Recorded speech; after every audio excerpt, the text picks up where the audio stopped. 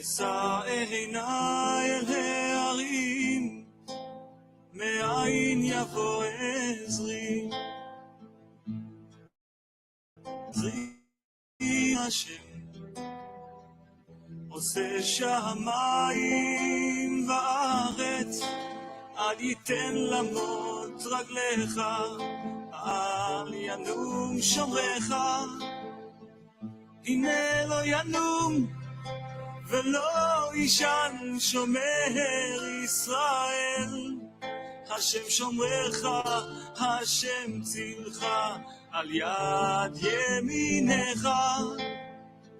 יומם השמש לא יככה, וירח בלילה, השם ישמורך מכל רע, ישמור את נפשך. השם ישמור צאתך ובואך, מעתה ועד עולם. שיר למעלות, אשא עיניי אל ההרים, מאין יבוא עזרי. עזרי מעם השם, עושה שמיים וארץ, אל ייתן למות רגליך, אל ינום שומרך. הנה לא ינום ולא ישן שומר ישראל, השם שומרך, השם צילך, על יד ימינך. יומם השמש לא יככה, וירח בלילה, השם ישמורך מכל רע, ישמור את נפשך. השם ישמור צאתך ובואך, מעתה ועד עולם.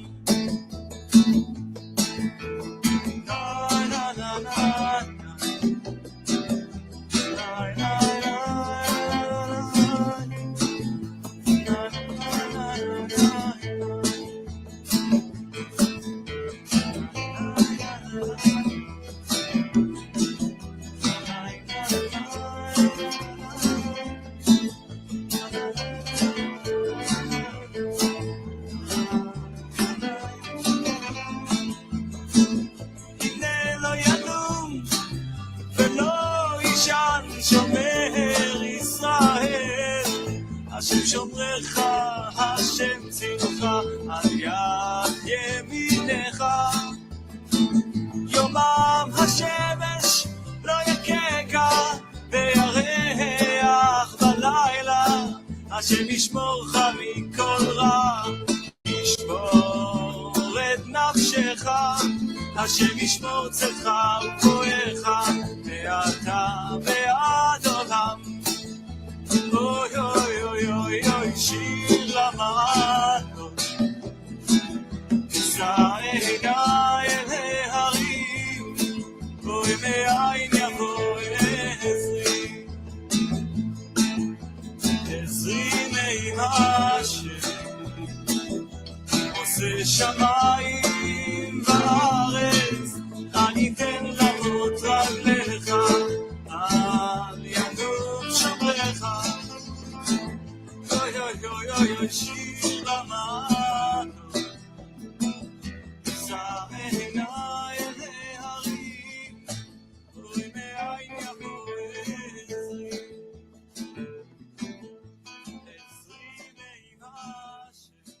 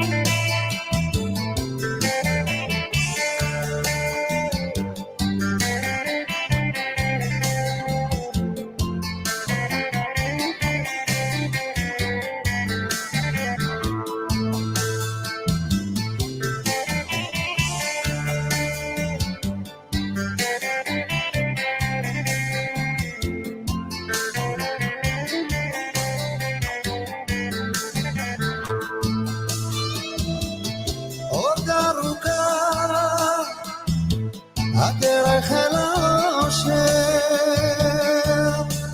רצופיים מכשולים רבים עת לחייך לשמוח גם לטבוע אך מה יפים יפים הם החיים זה הזמן לסלוח לוותר לשכוח גם אם זה קשה שנינו יחד את הכל עוד נשנה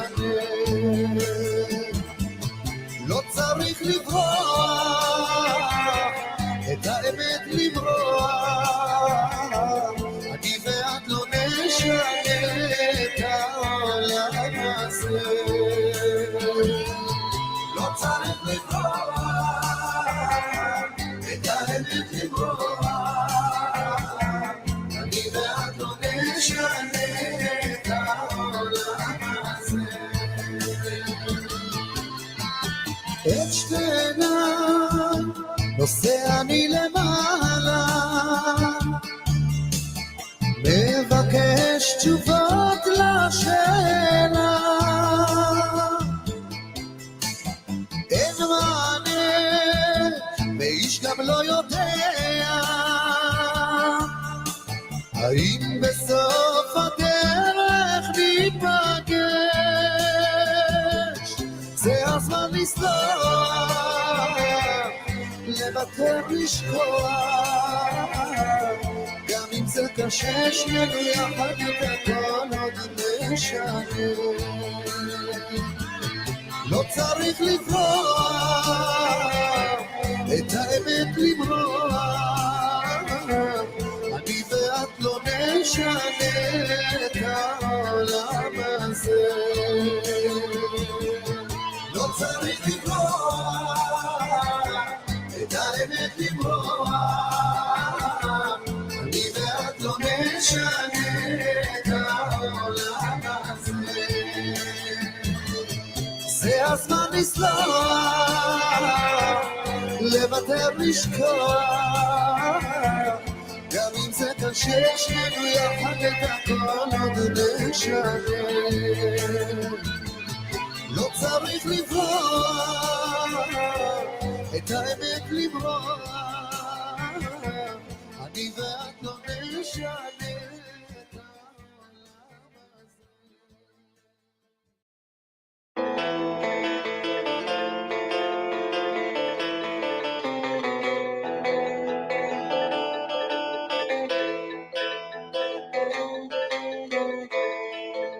שלום לך דודי הצף והאדמון שלום לך מעת רק אחרי בורימון שלום לך דודי הצף והאדמון שלום לך מעת רק אחרי בורימון שלום לבית דודי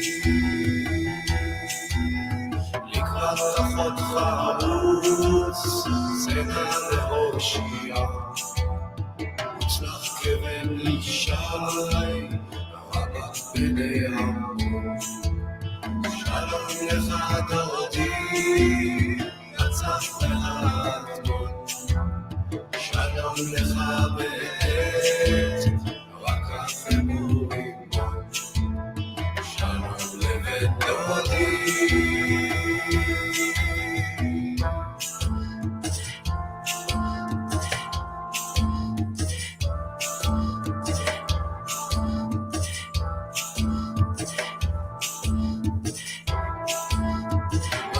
יפהפייה התעוררי אהבה מצלצלי קולך אמיר בכל פעם שלום לך דודי הצף והאדמון שלום לך בעת רק אחרי בורימון שלום לבית דודי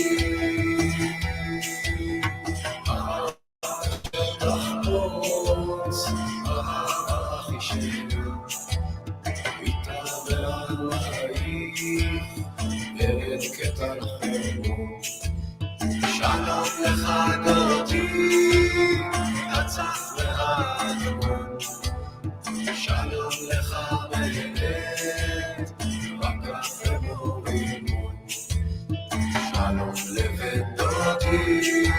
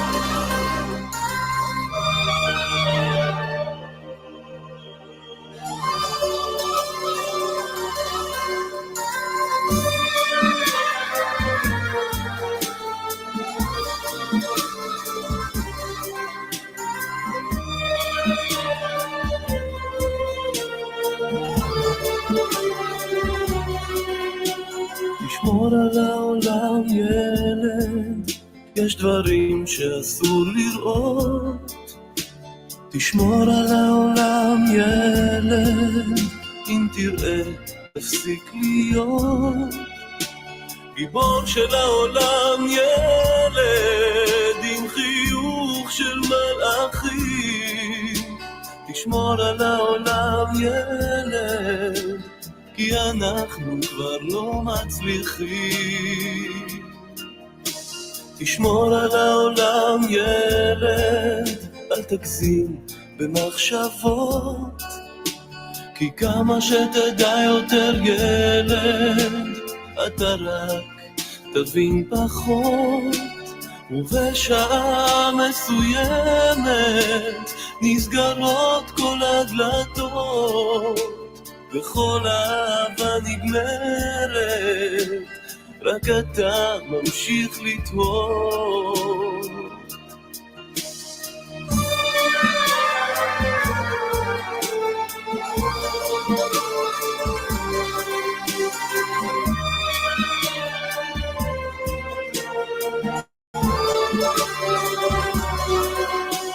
תשמור על העולם ילד, יש דברים שאסור לראות. תשמור על העולם ילד, אם תראה תפסיק להיות גיבור של העולם ילד, עם חיוך של מלאכים. תשמור על העולם ילד, כי אנחנו כבר לא מצליחים. גיבור של העולם ילד, עם חיוך של מלאכים. תשמור על העולם ילד, כי אנחנו כבר לא מצליחים.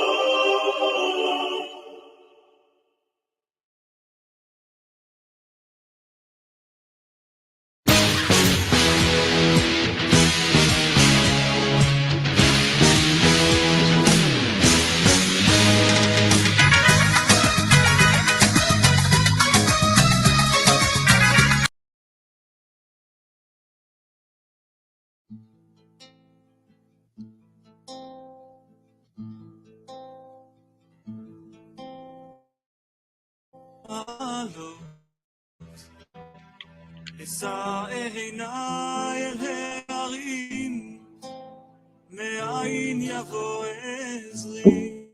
Hey, welcome to this week's Torah study. Sorry about the slight delay. We're having some technical problems, as they say in the business. But we are here at the Shabbat Torah study. My name is Hakham Melech Ben Yaakov of the World Alliance of Qara'im. And we're going to get right down to it. We're going to be studying this week's Parsha, which is Emor, basically Leviticus 21, 22, 23, and 24. Okay, let me get rid of this. So that's what we're going to be studying. Maybe I should even post that. Maybe I should get to the habit.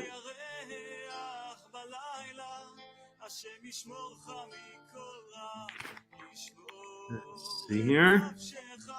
The comments here. I'm going to do this. Then I can post this. Yes, again. Show. Boom. That works. Let's get rid of this banner. Okay. So that's what we're going to be doing. All right. Today is Saturday, May 6th, 2023 in the Loazi, the secular calendar.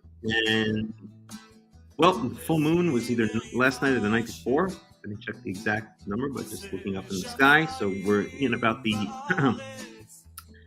around the 15th day of, well, I guess this is going to be the 15th day of the second month, more or less, which means that we're right around Pesach Sheni, right? Pesach Sheni is mentioned in the Torah as, shall we say, a secondary day on which Israelites can bring the Passover offering if they were far away, or if they were impure, right? All offerings must be brought in a state of tahara, in a state of purity or cleanliness.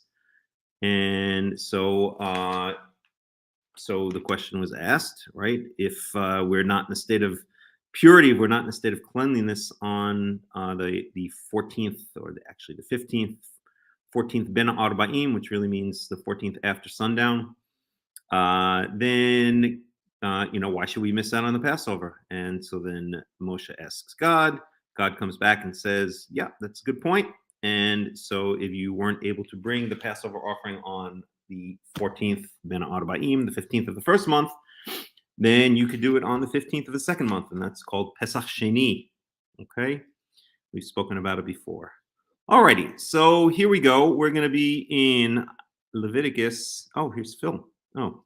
Phil, I don't know if you hear me, but it says devices not connected. Devices, you have a devices not connected error. I'll be right back. I just want to get the fan blowing a little bit here. It's a bit hot.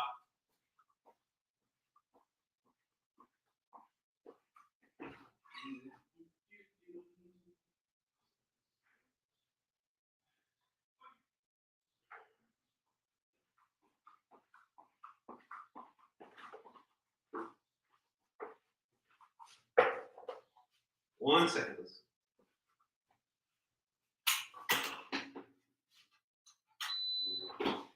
Let's get that fan going. Perfect. I am officially back. Okay, Phil, your devices are not connected. Your devices are not connected. Okay, fine. As long as you can hear. Fine with me. I just thought it, because that's what I'm seeing on my screen. The devices not connected emergency or alert or something like that. Okay, so we are in Leviticus.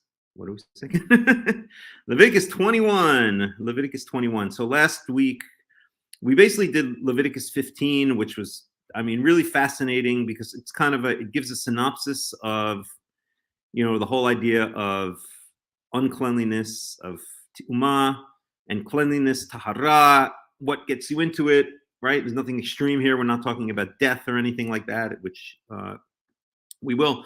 But, on typical things like, or maybe some not so typical, but we saw a menstrual cycle or emission of semen by a man, right? These are more typical, everyday kind of things, not anything too extreme, and that still, nonetheless, they can bring you into of dirtiness, ickiness, having the cooties. And it's so fun because I never heard anyone else use the analogy of having the cooties. And today I was listening to a lecture by, not a lecture, it's actually an interview with one of the many Bible scholars that I follow and listen to on a regular basis, basically every day. And well, I don't listen to every single one of them every day, but his name is Joel Baden. He's a professor of something or other, Bible studies or whatever the case may be, at Yale University. And he's really good. He's totally, I wouldn't say he's totally secular. He's very Jewish, but he's not, I don't think he clearly doesn't believe in the divinity of the Torah, but he's a very, very, very insightful Torah scholar. And so someone was interviewing him, and they also mentioned the word icky or having, no, they said yucky or having the cooties as the meaning of tu'umah, right? And so I don't know, great minds think alike or something like that. So because I'd never heard it described that way before, and I was really impressed. I don't know what the word would be. I was justified. I don't know. I can't think of the right word, but it was nice to think that someone else saw it the same way that I do, because that really, in my opinion, is what it's about. Anyway, neither here nor there. We were in Leviticus 15. That's all we got to. So we literally did not even go to our one second here.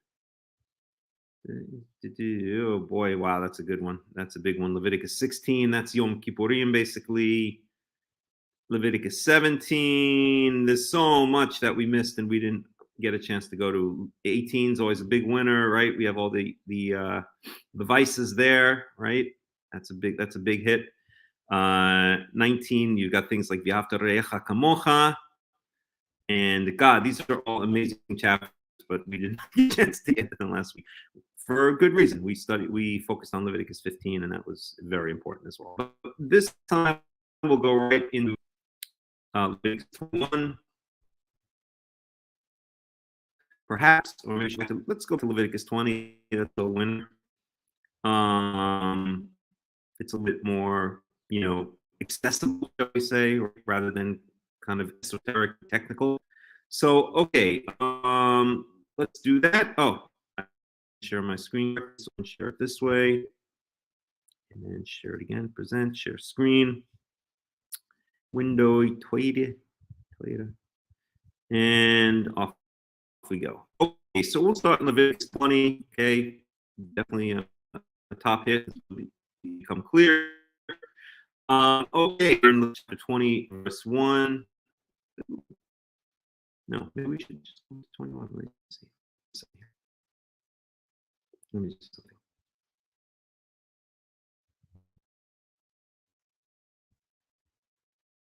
Leviticus the big one, but we've covered so many times that and we'll just start with 20. So we should go faster than we. Okay, so Leviticus 20.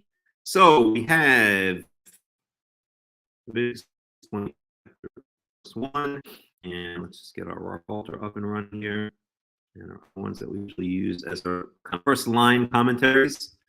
And we were constantly adding more commentaries, but Robert Alter is a very, very good first line commentary. He's pretty insightful, and he quotes a lot of commentaries, so he's great. I like him. Okay, Leviticus 20. 6. Grab that. 96. That. So that's going to be at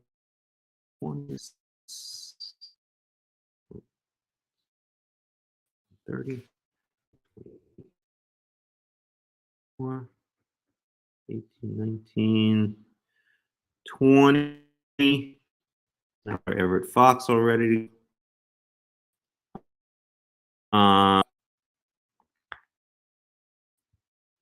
We've got Ezra.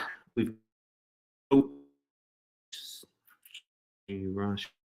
got Ibn Ezra on a good chance. Got our the Rabbi Hurst. Log in and borrow? Why is it telling me to log in? No, I don't want to log in and borrow. I've already borrowed it. Okay, here we go. So we got that, and then we have our whatever it's called, biblical cultures. What is we calling this one again? The Cultural Backgrounds Study Bible. We've got our Milgram, who's an expert on Leviticus and the cultic system. We have a new one, which somebody recommended to me, Shvilei Tanakh, which has a whole bunch of commentaries. Basically, Sefaria has the same thing, but it's organized a little bit differently. If we need to refer to it, those are a bunch of rabbinical commentaries. And that's it. Okay, so we're ready to go. Okay, so we're going to go in Leviticus 20. And we have Vaydaber Yahweh El Moshe Lemor. Okay, so Yahweh spoke to Moshe saying,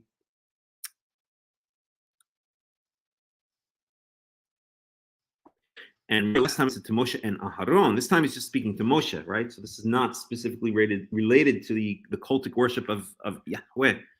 El Bnei Yisrael Tamar ish mivnei Yisrael umin hager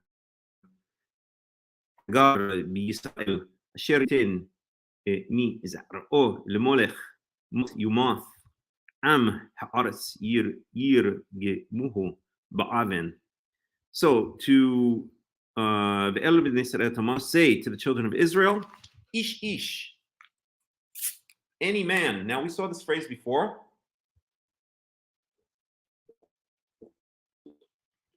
I think it was in Leviticus 15, if I'm not mistaken. Ish. It literally means man, but it means any person, any man. And if we go back for a second to Leviticus 15, if I remember correctly, we saw exactly the same phrase at the beginning of Leviticus 15. Yep, here it is, right? So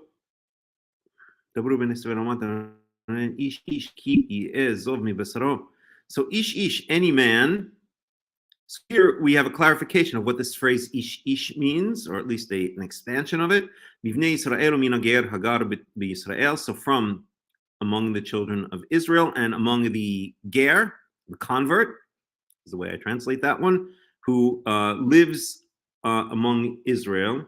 Okay, so perhaps we'd have to check it out, but perhaps the phrase ish, whenever it appears as such, implies any person, or implies any person among the children of Israel and the ger. Okay, because sometimes it'll say, speak to the children of Israel. Okay, it will just say, Tomar levnei Israel, say to the children of Israel. Here it says, ish mivnei Israel mina ger hagar. It almost seems to be emphasizing, right? We say pretty much every Torah study that repetition means emphasis, or at least a calling out, right? So any, maybe you could translate it as any single man. Okay, so it's really saying anybody, right? It's like expanding it. It's almost saying that with phrase ish, that maybe it's implying it's a law that applies to everybody, no matter what your status is in Israel, whether you're among the children of Israel, whether you're a ger, it still applies to you. I think that's what this phrase ish is trying to say, is trying to call out. Okay, and so it's for the biggies, kind of, right? In Leviticus 15, well, what is the ish for? Well, then we're going to go into the zav. Okay, the zav, remember, was the strange flow from the male organ, okay, and the female. But in this case, this paragraph here is dealing with males. Okay. At any rate, we'll keep in mind that as we continue our studies throughout the year, this phrase ish. Okay. If we had more time, I'd go dig deep, but I want to keep on moving on. Okay. So again, we said asher yitin mizaro l'molech mot yumoth. Okay. Am haaretz yir gemuhu ba'avin. Okay. Anyone who gives his seed to Molech, Motumat will certainly die. Okay, again, repetition. Motumat. Okay, different forms of the same root. Okay, Motumat must certainly die. Will certainly be put to death, because the second one is Yumat, will be put to death. It's the past, the future. Okay, the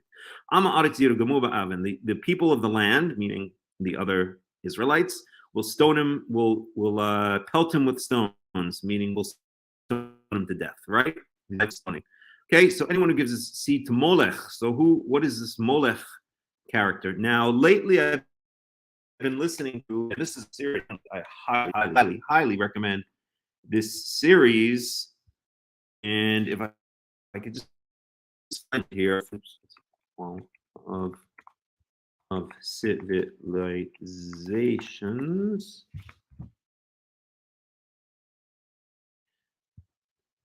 So the Phoenicians, okay, so here it is. I can post the link if anybody wants to listen. It's long. And what this guy does, he's really good. He's really good.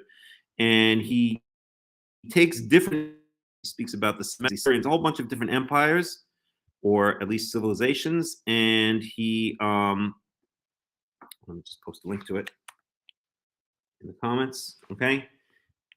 And he traces their rise and their fall, right? So here he's dealing with Carthage. Now I visited Carthage in 2018. Okay, I was in Morocco for 3 months, and then after that, on my way to Israel. And was it Israel? Yeah, right. Oh yes. Oh no, I was stopping off actually first after Tunisia. I was going to and did stop off in Germany and met with another Karaite who lives in Munich, a very brilliant Karaite who, for some strange reason, has decided to have a falling out with me. I can't explain it, but I still have great respect for the man. At any rate, neither here nor there. So, and then after that, went to Israel for about 3 months. But when I was in Tunisia, so Tunis is the modern capital of Tunisia, and it's basically located more or less where ancient Carthage was. So Carthage is a little bit outside of Tunisia, of the city of Tunis. It's a little bit west of Tunis, maybe 5 miles west of Tunis or something like that, maybe 7 miles. I don't know exactly. We'll say 5 miles west of Tunis. And it was really fascinating. You know, I really became fascinated with the whole history of Carthage. I saw the ruins of Carthage from the ancient period, meaning Carthage was eventually rebuilt by the Romans after they completely destroyed it. But the ancient Carthage that was destroyed, I can't remember the exact year, but in the Third Punic War, basically Carthage was razed to the ground by the Romans. I mean, it was basically picked apart brick by brick. Its population was evacuated, and it was completely razed to the ground by the Romans. But one of the things that's always mentioned or pointed out regarding Carthage is that it's claimed that the Carthaginians during the Punic Wars, I believe it might have been the war before that with the Greeks. I think it was the Punic Wars. Don't quote me on it, but in one of the wars, and maybe over several wars, that the Carthaginians resorted to child sacrifice. Right? They saw their city. It was okay. So it had to be then. Let's see.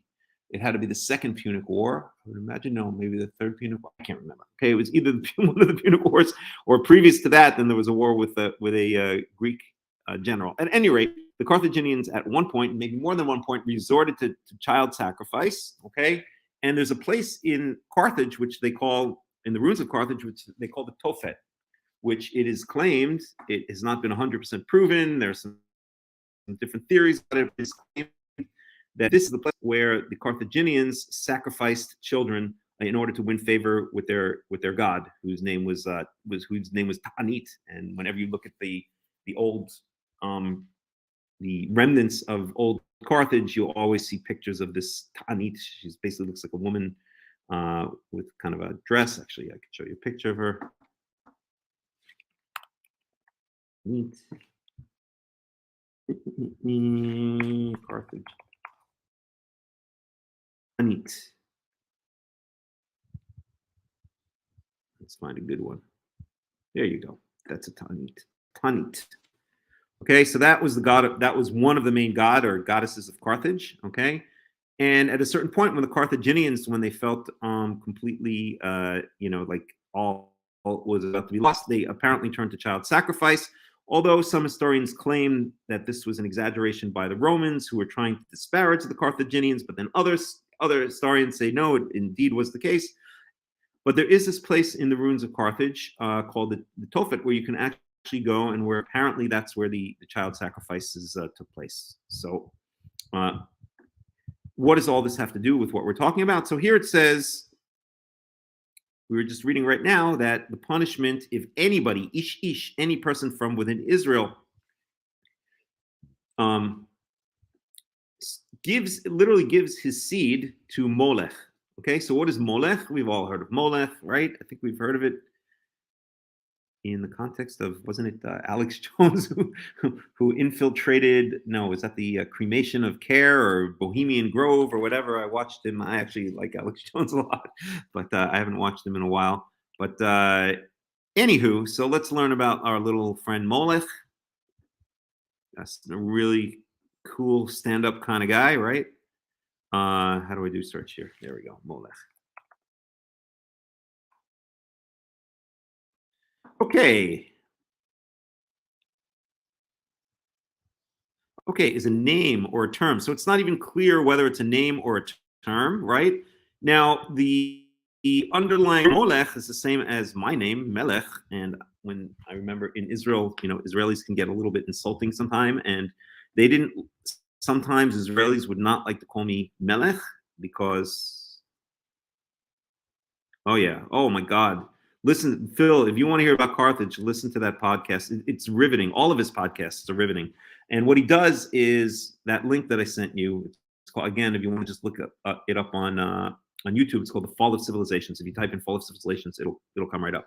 And he does first podcasts, which are audio only, and then eventually he overlays them with video. Okay, so he gets all kinds of video and images, and then he redoes it, puts it out a second time with video. So the one for Carthage just came out recently. It's only audio.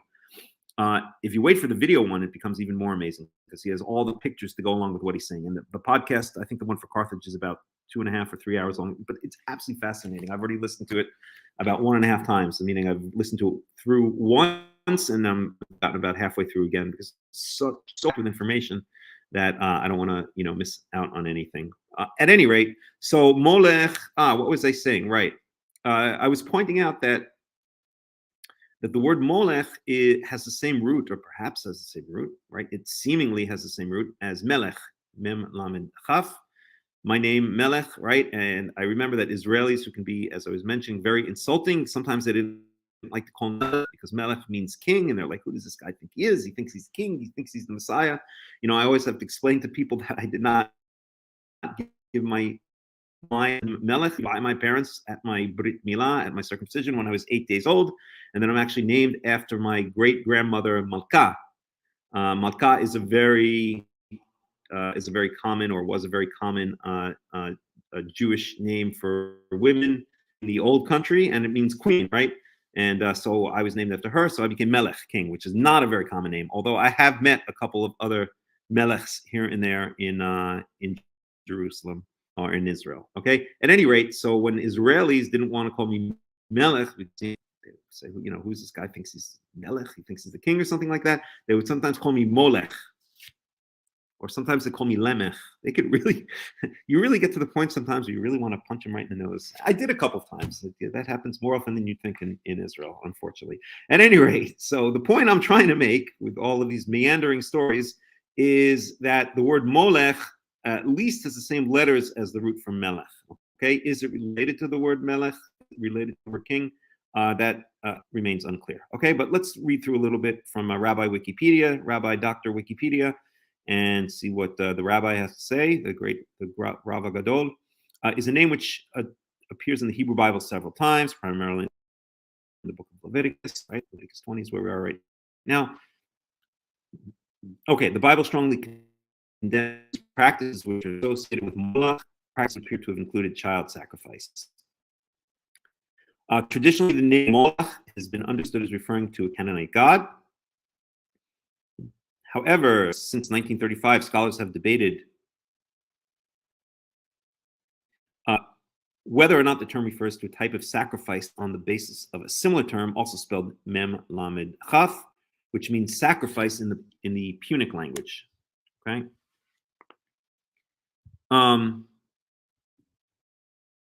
Right. The Punic language is a Semitic language. The Punic language is the language of the Phoenicians, and it's basically very similar to Hebrew. It's very similar to Hebrew because the Phoenicians, again, if you listen to this podcast, you'll hear all about it in the podcast. But the Phoenicians, they originated on the coasts of Israel, or more specifically, I guess, Lebanon. Right? They had three major cities still exist today: Tor, Sidon, and Byblos. Okay, in English, Tzur is did I say Tor? Tzur, Sidon, and Byblos. And Tzur is Tyre, Tyre, which is, by the way that the Brits sell a tire on car, so don't get confused. Sidon is Sidon, S-I-D-O-N. And then Byblos is Byblos. I can't remember what it's named. I think it doesn't have a name anymore. But Tor, and it might. But Tzur and Sidon, Tyre and Sidon still exist as cities, as does Byblos. And these were the three main cities of the Phoenicians. But eventually they, without getting into all of the gory details, eventually they started colonizing. They started establishing colonies all over the Mediterranean and beyond the Mediterranean as well. Beyond the Mediterranean Sea, they actually colonized outside of the Mediterranean Sea. The Mediterranean Sea, or shall we say the Straits of Gibraltar, was called in those days the Pillars of Hercules, and that was considered like the edge of the inhabited world. And the Phoenicians were one of the few Mediterranean civilizations to actually venture on beyond the Pillars of Hercules, beyond the Straits of Gibraltar, which, if you ever get a chance to go to Gibraltar, I highly recommend it. It's beautiful, and then you can side as well.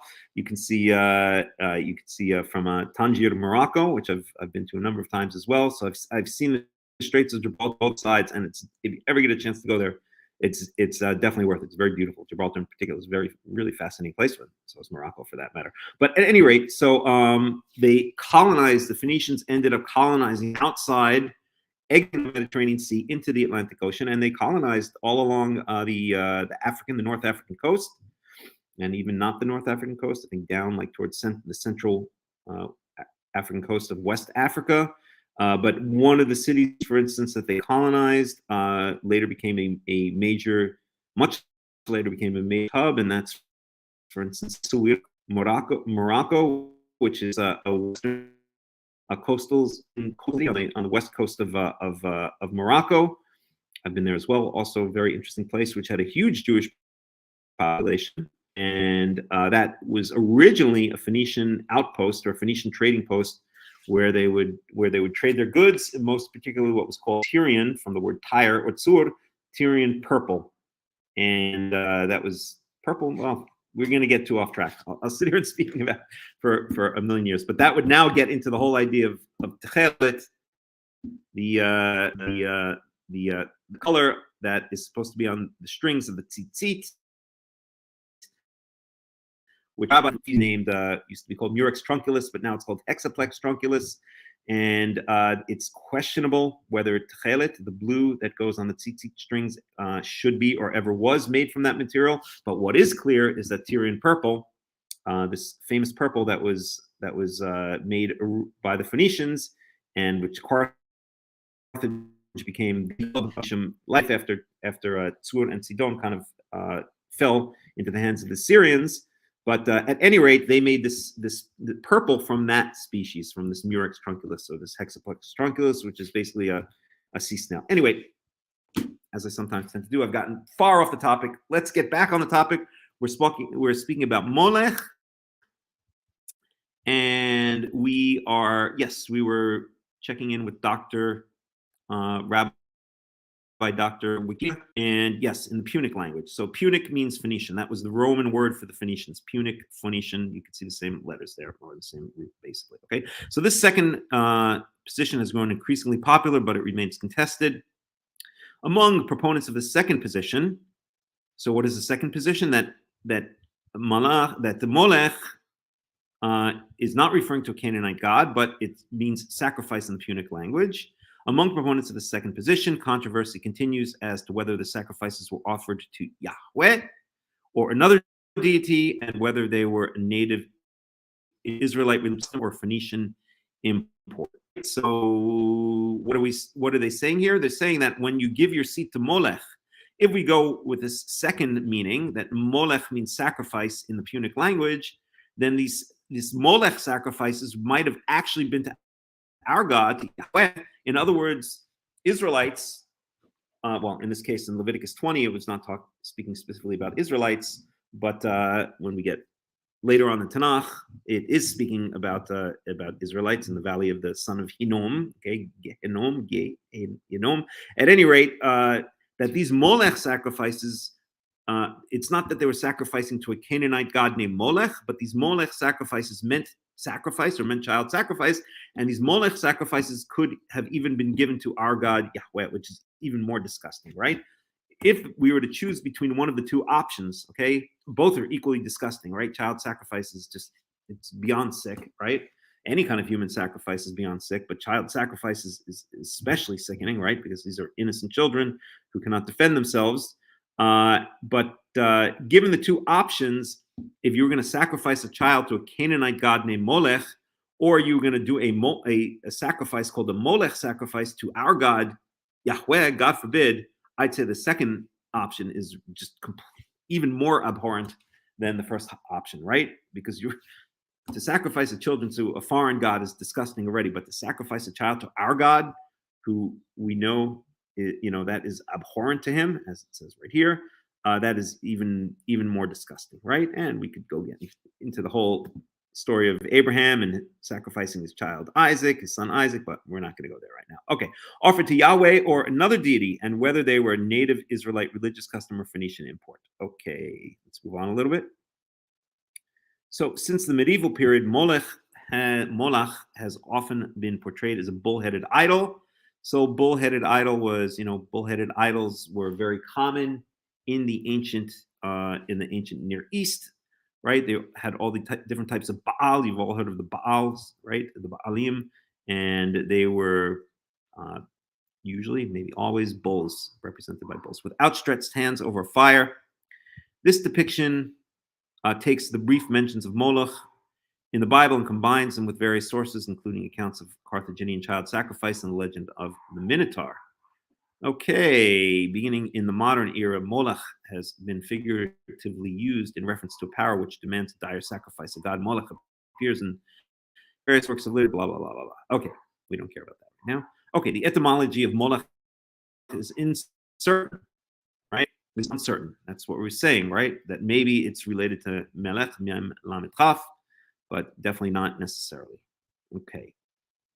A derivation of the root Malach, Mem, Lamed, Chaf to rule is widely recognized since it was first proposed by Adam Geiger in 1857. Some scholars have argued that the word Molech has been altered by using the vowels Boshet, shame.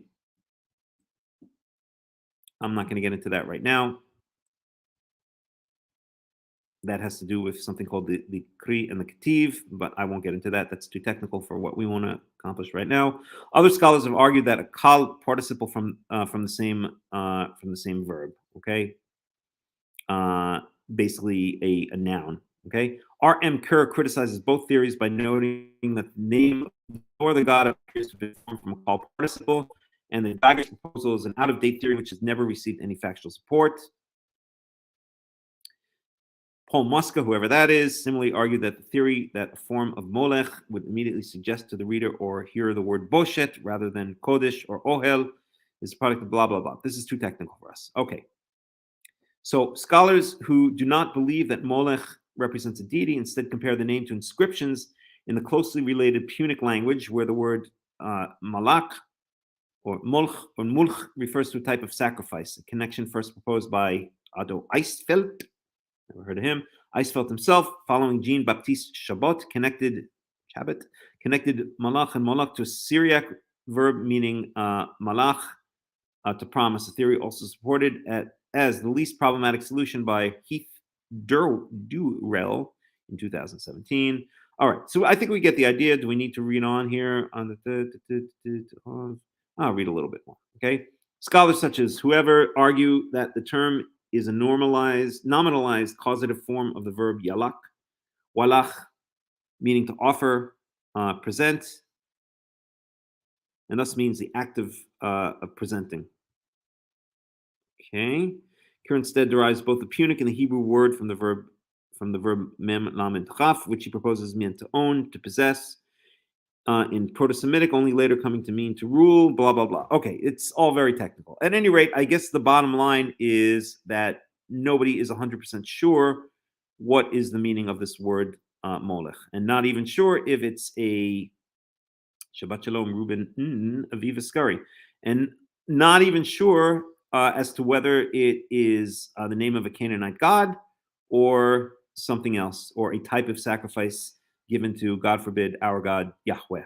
Okay, let's go on a little bit more in the Masoretic text. That's our text. The word Molech occurs 8 times in the Masoretic text of the Hebrew Bible. 5 of these are in Leviticus, with 1 in Kings, one in 1 Kings, 1 in 2 Kings, and another in the book of Jeremiah. 7 instances include the Hebrew definite article ha molech, or has a preposition indicating the presence of the definite article. All of those texts condemn Israelites who engage in practices associated with Molech, and most associated Molech with the use of children as offerings. The activity of causing children to pass over the fire is mentioned without reference to Molech in numerous other verses of the Bible, such as Deuteronomy, blah, blah, blah. Okay? And here we have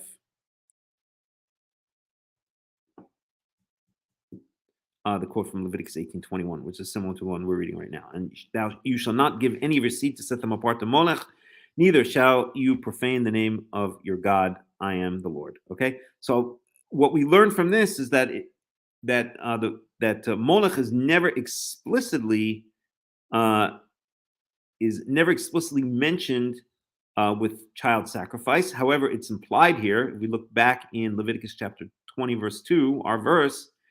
Then it says, Asher yitain mizaro le-molech, who shall give of his seed, right, of his children to Molech, right? So that would imply, perhaps, or very probably, that what's being spoken about there is child sacrifice, even though it doesn't say explicitly that means sacrificing the child.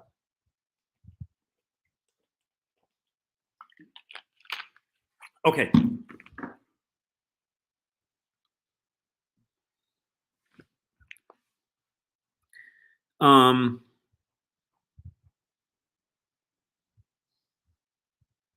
And these are the verses we're reading right here, so we won't read them right now.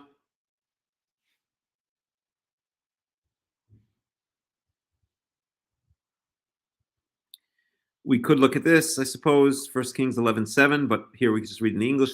Then Solomon did, this is when Solomon apostates at the end of his life, right? He goes off the derech, and he starts sacrificing to foreign gods. So then did Solomon build a high place for Chemosh, the detestation of Moab, the abomination of Moab, in the mount that is before Jerusalem, and for Molech, the detestation of the children of Ammon.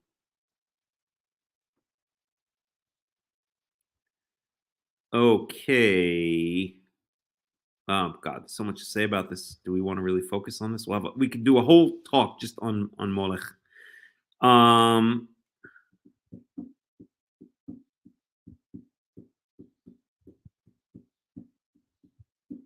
So here I guess it explicitly links passing through the fire, a child sacrifice to Molech in 2 Kings. Yeah, let's look at some of these verses. Wow, there's so much information here. I don't know. Should we focus on it? Yeah, let's focus on it. It's fascinating stuff, right? One of the things I like about these studies is we don't have to, we can let them go in whatever direction they're going to go. We don't have to focus on, finishing the entire parasha. And this is really interesting stuff. So let's read a little bit more. Okay. And we can look at some of these verses. Okay. So let's go back to our verses first. Okay. So anyone who gives of his seed to Molech, mot yumat, must certainly be put to death or must certainly die. Ama aretz yirgamuhu be'avin. The people of the land, meaning the other Israelites, shall stone him to death, basically. Okay. Pelt him with stones until he dies. Okay, verse 3.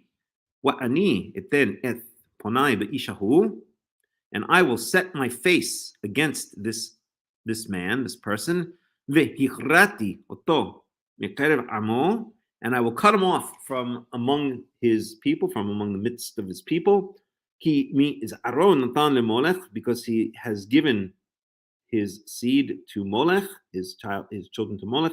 Lema'an tameh et mikdashi u'lehalel et shem qadshi, and by doing so has dirtied, has impurified, right? Has made disgusting, has made icky, has dirtied up my mikdash, my holy place, my sanctuary, u'lehalel et shem qadshi, and has profaned, right? Has made average, has made normal, or just profaned, et shem qadshi, my holy name, okay, or the name of my holiness, okay.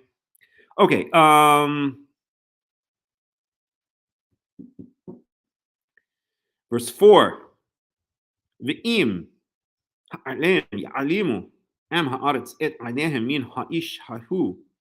So if the people of the land, meaning the Israelites it's speaking about, right? We can't expect the Canaanites to give a darn about this stuff, right? Is all mentioning the various things that the Canaanites and the Egyptians did. So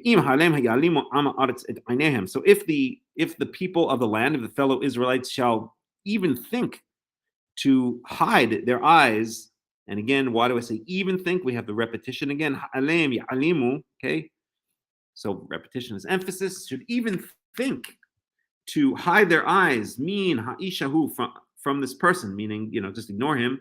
Petitom is arol leMolech, even when as he gives, or as he is given, or even as he is given his seed to Molech, the bilti hamitoto, and not kill him, not put him to death. Okay, v'samti ani et ponai ba'ish hahu u'b'mishpachto v'hichrati oto wa'et kol ha'zonim harau Iznoth hare hamolech mekerev amam. Okay, so I shall v'samti et panai be'ishahu. I shall place my face. I shall how do you translate this? Samti ani et panai be'ish. I shall place my face, literally place my face against this person, meaning I'll go against this person, and against his family, or against his clan, perhaps. And I shall cut him off. And all of those who literally prostitute themselves after him, okay, meaning who follow him, basically. There's no to whore themselves after the Molech. I will cut them off from their people. Basically, he and anyone from among his family who follows him in this Molech worship, okay, will be completely cut off from the people of Israel, okay, from their people, whatever that means, okay. Okay, and then we get a nice one. So now we go into something a little bit different. not aharem when natati et panai b'nefesh hahi v'hichrati oto kerev amo. Okay, and any person, and the person who turns after the ovot. So what are ovot? Ovot are usually translated as, I forgot the word in English. Ovot. It's, how do they usually translate this again? Oh God. Mediums. Thank you very much. That's what it is. And yidonim are usually translated as near spirits or known spirits, or how do they do it here? Familiar spirits. Okay. So here we're talking about basically necromancy. Okay. Havot ve'ela yidonim. Okay. Liznot acharehem natati et panai benefesh hahi vichrati oto mikerev amo. To whore after them, and I will place my face against that person, vichrati oto mikerev amo, and I will cut him off from among his people. Okay, so here the same punishment if you engage in what would seem to be necromancy. Okay, ovot and yidonim. So ovot is translated as mediums. Yidonim, obviously from the underlying root yada, yud dalid ayin, which means to know, right, or to be intimate with. So those maybe who are intimate with the dead. But here they translate it as familiar spirits, right? Maybe those who channel spirits or something like that, or channel the dead. And of course, we have the famous story of the Ov Ein Dor, the medium of Ein Dor. And this is in, I believe it is First Samuel 21, if I'm not mistaken. Let me see here for a second.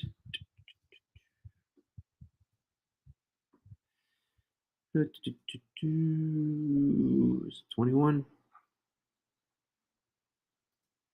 22. No, it's not. It's long after this. 28. Yes. 1 Samuel 28. So we have the famous story of Saul and the medium of Ein Dor, who's called the Ov. Okay.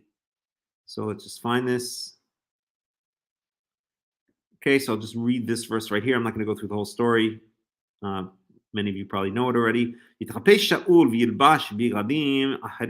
So Shaul dressed up, disguised himself, and he put on different clothing. I'll just read in modern Hebrew accent. And they came to the woman at night. And they said, enchant for me. Okay, so here they translate as conduct a seance, but let's say engage in magic, not li, for me, ba'ov, okay, with a medium, halili et asher omar elayech, and bring up who I say to you, okay? So, and the word here is ov, okay? So this woman is usually called the Ov Ein Dor, the witch of Ein Dor, they usually translate it as, but it's really the woman who engages in necromancy. The woman of Ein Dor who engages in necromancy, right? It's the same word as we see here in Leviticus 26, Ha'ovot wa'el hayid onim, right? The mediums and the familiar spirits. Basically those who commune with the dead. No, we don't commute with the dead. We commune with the dead. Okay, so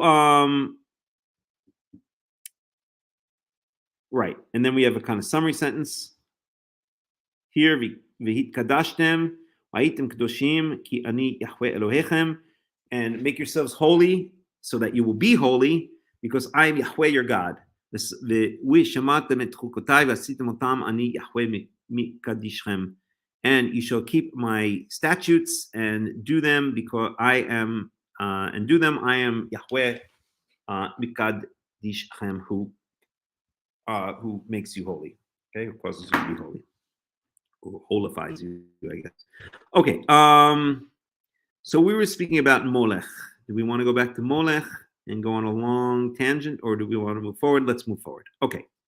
So the three things, so to summarize, right, the three things that have been outlawed here are sacrifice to Molech, okay? Okay. Asher yiten lezaro lemolech, okay, anyone who gives his seed, his children to Molech. Yeah, maybe we will look a little bit more into Molech. The second one and the third one, really same, I guess, two different nuances of the same are those who employ the mediums and the familiar spirits, basically those who communicate with the dead. Okay. Yeah, let's look a little bit more into Molech. Okay, and we can look at some of these other verses. So,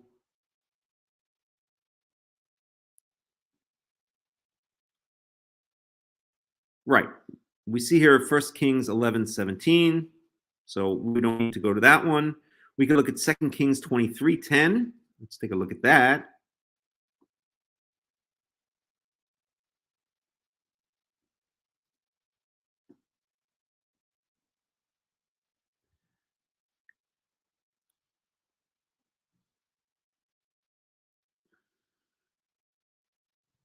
So this is Josiah. Josiah was one of the righteous kings of Judah. He's also the one who, well, he didn't himself find it, but who was presented the Torah that had been found in the Torah scroll that had been found in the temple, which had apparently been completely forgotten about. And then he is upset and restores the Torah for Israel, right? So Josiah is one of the few good kings of Judah after the death of David. And we have here all of the things he does, right? So he destroys idolatry. And then if we get down to 23:10,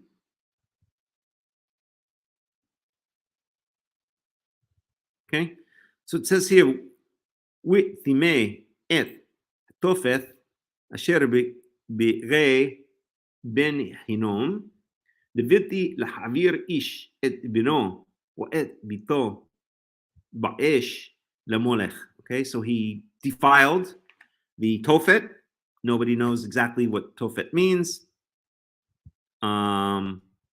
Here, let's see how they translate it as. They just translate it as Tophet, right? So we can do a whole study on that word Tophet.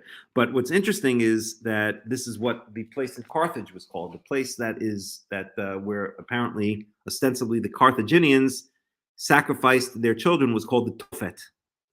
So whatever this word means, it was common throughout the ancient Near East and was associated with child sacrifice. Of course, the Carthaginians could have gotten it from the Israelites or from one of the other surrounding nations in Canaan, because that's where they were Phoenician. Carthage was a Phoenician colony, as we said, and they basically exported these words from their home state of Lebanon. Okay, so v'timet the Tophet. So he defiled the Tophet, whatever that means.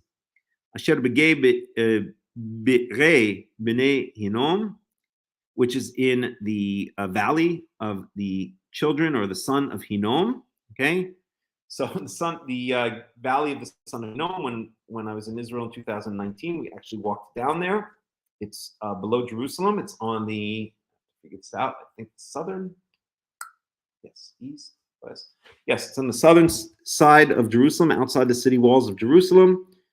In the valley there, I think it's, I guess, basically southwest of the old city of Jerusalem, and below Mount Zion, or what's called today Mount Zion. And so that valley still, is there. Obviously, it still exists. But that valley is apparently what was the valley of the children of Hinnom, and it was a place that was known for child sacrifice. Right. So he defiled the Tophet, whatever the Tophet was. Okay. Was it an altar sacrifice? Was it a statue, an idol? Again, that's not really known. but it's the same thing that the Carthaginians called their place of child sacrifice, and that's in Carthage. That's in modern day Tunisia, which is, I don't know, far away from Israel. Let's put it that way. Still Mediterranean, but far away from Israel. Tunisia is basically just south of Sicily, right? So to give you an idea of how far away it is. Okay, so the Tophet, right? This, whatever it is, altar or statue associated with child sacrifice and worship to Molech. Asher b'gei ben Hinnom, which is in the valley of the children of Hinnom. Okay, Gei means valley. Bnei or Ben Hinnom means the son of Hinnom. So the valley of the son of Hinnom. And by the way, this is where we get the word Gehenna from, right? If you've ever heard the word Gehenna in later Hebrew, Gehenna means basically hell. Okay, that's where the bad people go, at least for a while in rabbinical Judaism. You go to Gehenna, right? So this Gehenna, the word Gehenna comes from this phrase right here, Gei b'nei Hinnom, or Gei ben Hinnom. Okay, the valley of the son of or the children of Hinnom. Okay, and this word Gehenna has made its way into other languages, such as in Arabic, they call it Janum. I can't remember exactly how to spell it, but when I was in Morocco, and in Morocco they speak a kind of I guess you'd say it's somewhat distorted form of Arabic, right? It's kind of a mixture of Arabic and native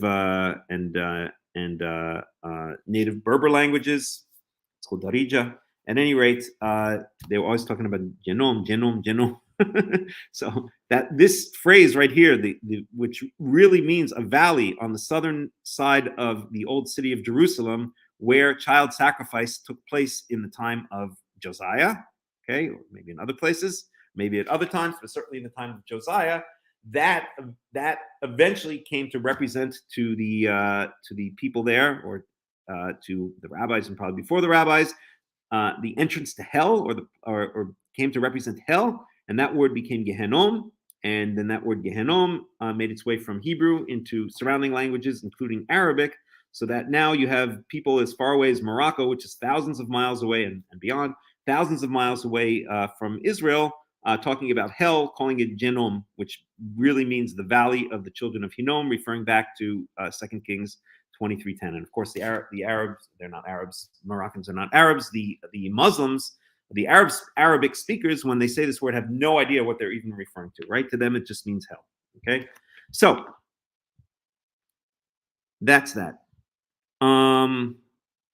Right, but referring to this place, this Tophet, right? And we see that the word Tophet was also exported from the Middle East to, at the very least, Carthage, right? Let's say once again that the Carthaginians, the place where the child sacrifice, or supposed child sacrifice of the Carthaginians took place, was a place called the Tophet. You can visit it if you want to go visit the ruins of Carthage near modern day Tunis. In fact, let's see if I can find it, a picture of it. So Tophet, spelled like this, Tophet.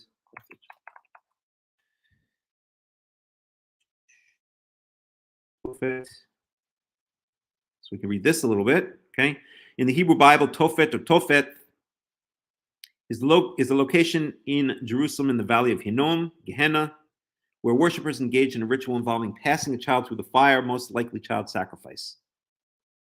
Traditionally, the sacrifices have been ascribed to a god named Molech. The Bible condemns and forbids these sacrifices, and the Tophet is eventually destroyed by King Josiah, although mentions by the prophets Jeremiah, Ezekiel, and Isaiah suggest that the practices associated with the Tophet may have persisted. Most scholars agree that the ritual performed at the Tophet was child sacrifice, and they connect it to similar episodes throughout the Bible and recorded in Phoenicia, whose inhabitants were referred to as Canaanites in the Bible, and Carthage by Hellenistic sources. There's disagreement about whether the sacrifices were offered to a god named Molech. Based on Phoenician and Carthaginian inscriptions, a growing number of scholars believe that the word Molech refers to a type of sacrifice rather than a deity. There is currently a dispute as to whether these sacrifices were dedicated to Yahweh rather than a foreign deity, right? So we mentioned all this stuff.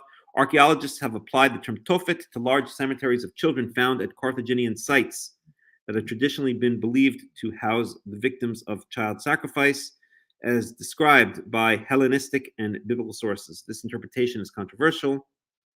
with some scholars arguing that the Tophets may have been children's cemeteries, rejecting Hellenistic sources, blah, blah, blah. Okay, as anti-Carthaginian propaganda, right? So this is always brought up a lot, that the Romans and perhaps the Greeks wanted to badmouth the Carthaginians, and so they said that these places were places where the Carthaginians would carry out child sacrifices.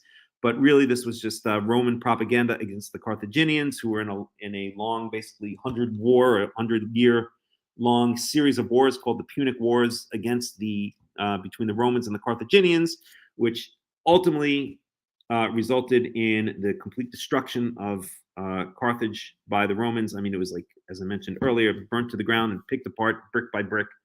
And if you go there and visit it today, you'll be shocked at what little is left. Just a couple of like foundation stones, and that was once the greatest city for a while in the entire Mediterranean. At any rate, so the Romans. So a lot of scholars will claim that the Carthaginians actually did not engage in sacrifice, but the Romans, who were the arch enemies of the Carthaginians, made this up as propaganda against the Carthaginians. Okay, at any rate, others argue that not all burials in the Tophet were sacrifices. It might have just been a child cemetery, right? Or the children may have been burned after they had already died, was another theory that I'd heard. Okay. So here's an interesting piece of information. Archaeologists have applied the term Tophet to large cemeteries of children found, blah, blah, blah.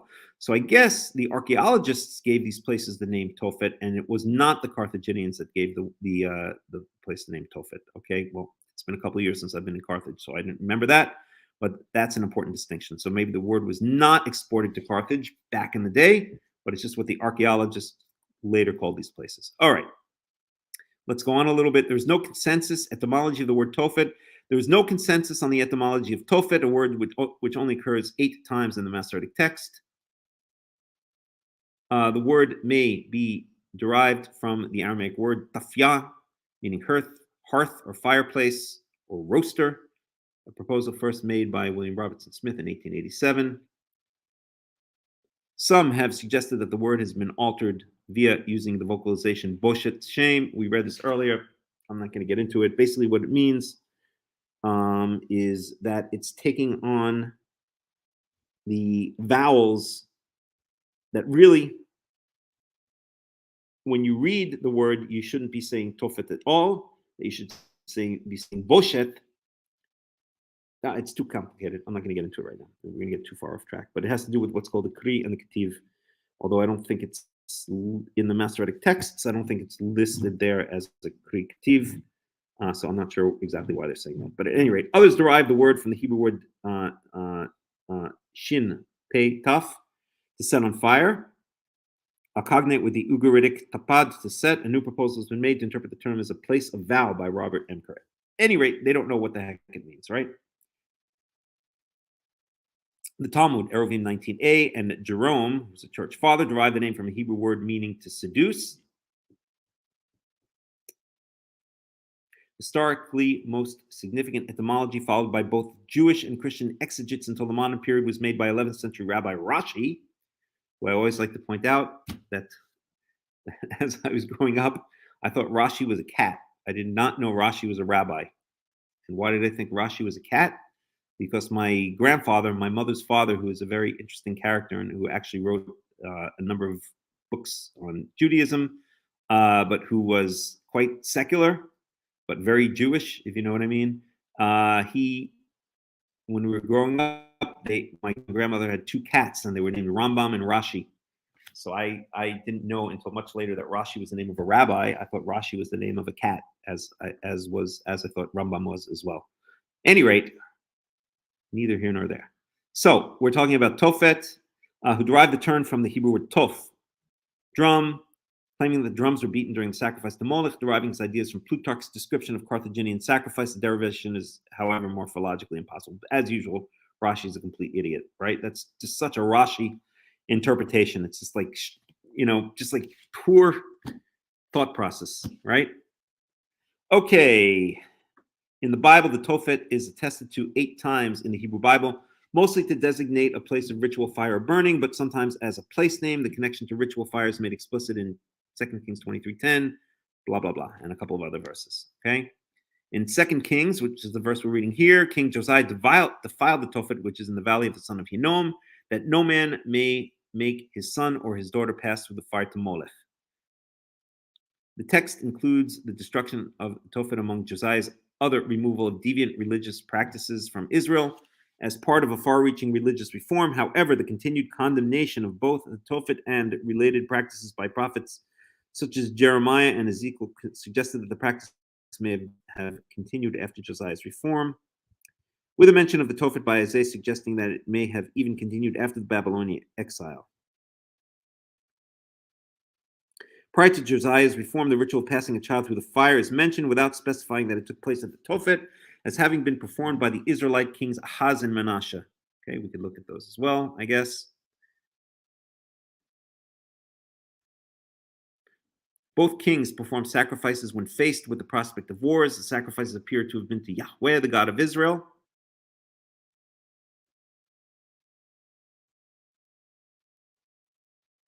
And to have been performed in the Tophet.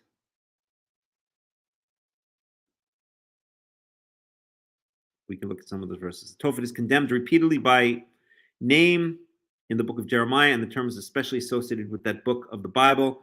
An example is Jeremiah 7:31 to 32 to 33, and they built the high places of Tophet, which is in the valley of the son of Hinnom, to burn their sons and their daughters in the fire, which I commanded not, neither came it into my mind. Therefore, behold, the days come, says the Lord, says Yahweh, that it shall no more be called Tophet, nor the valley of the son of Hinnom, but the valley of slaughter, for they shall bury in Tophet for lack of room. Jeremiah associates the Tophet with Baal, however, other sources associated with Molech. Oh God, this goes on for a long, long, long, long, long time. It's fascinating stuff.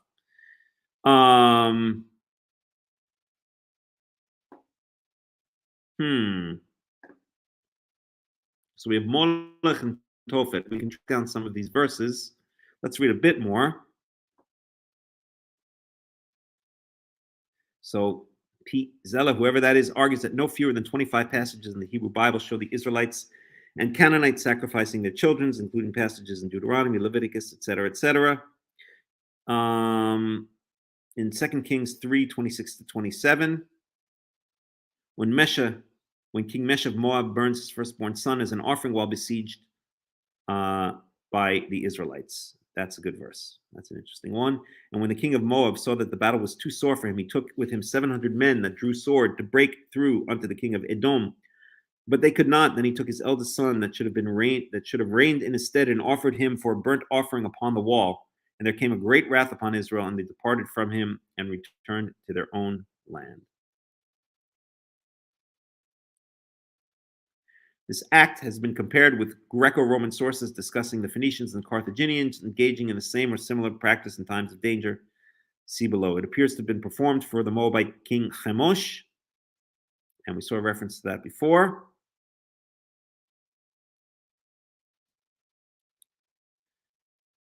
All right, let's take a break and track down some of these verses. Why don't we do that? Okay, let's track down some of these Molech verses, and we can track down some of these Tophet verses. Okay, so this is all based on our original verse here in Leviticus 20, right? So let's read that verse again. This is Leviticus 20, chapter 2. I'm sorry, Leviticus chapter 20, verse 2. Okay, the El Bnei Yisrael Tomar, Ish Mivnei Yisrael, Umin Hagar BiYisrael, Asher Yitin Mizaro LeMolech Moth Yumoth, Am Haaretz Yir Gemuhu Ba'avin.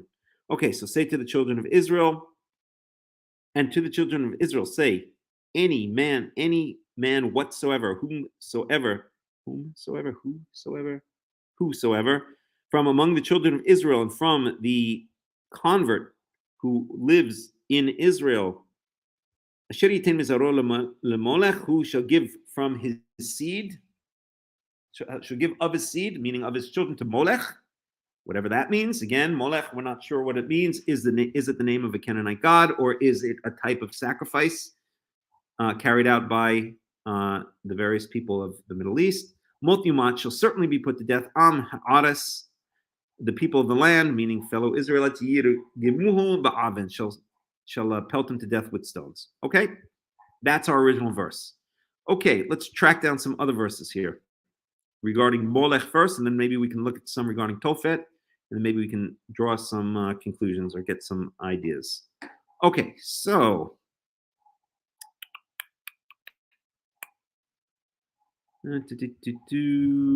okay.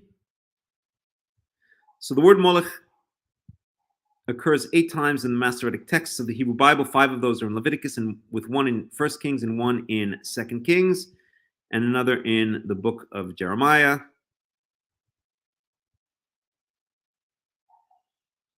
So let's take a look at some of those. Okay, so we can grab our word here, Molech, and get a concordance on it.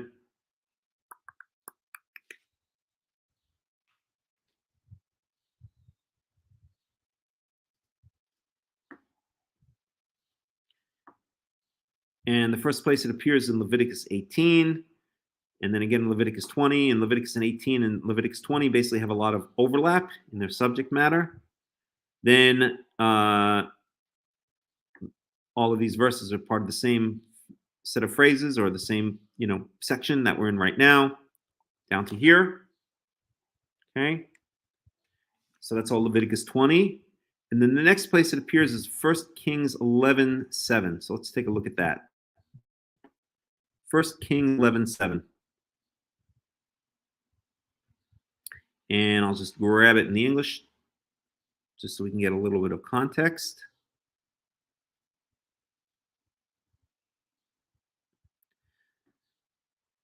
So this is basically right before Solomon dies. Let's see, where does Solomon die?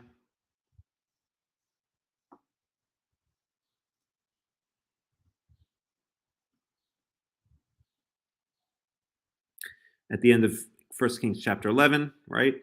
Solomon dies, right? So this is later in his life when he apostates, right? When he goes off the straight and narrow, when he goes off the derech. So we'll start reading here. Solomon's wives. I'm just going to read in the English until we get to our relevant verses. King Solomon, however, loved many foreign women besides Pharaoh's daughter: Moabites, Ammonites, Edomites, Sidonians, and Hittites. Sidon is that city we mentioned before. This is one of the cities, the 3 main cities of the Phoenicians, right? Sidon and Hittites. They were from the nations about which Yahweh had told the Israelites, "You must not intermarry with them, because they will surely turn your hearts after their gods." Nevertheless, Solomon held fast to them in love. He had 700 wives of royal birth and 300 concubines, and wives led him astray.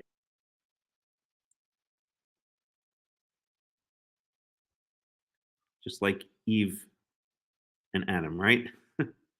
Just like Eve led Adam astray, right? It's the oldest story in the book sometimes. Sorry, ladies. Okay. Get rid of this. No, leave that. Like what happens if I get rid of it? Show. Yeah. Oh, well, it does is cover it. Okay, cool. Yeah, we'll leave it there. So, as Solomon grew old, his wives turned his heart after other gods, and his heart was not fully devoted to Yahweh, his Elohim, his God, as the heart of David, his father, had been.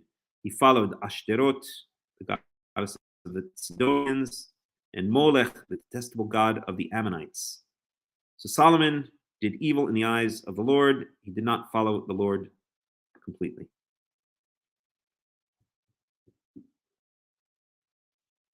So,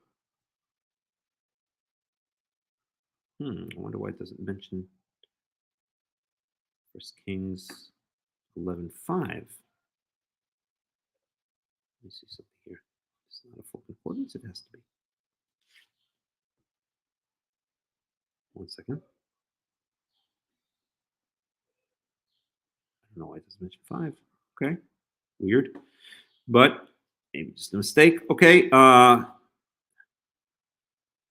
So Solomon, verse 6, 1 Kings 11, verse 6. So Solomon did evil in the eyes of Yahweh. He did not follow Yahweh completely as David, his father, had done.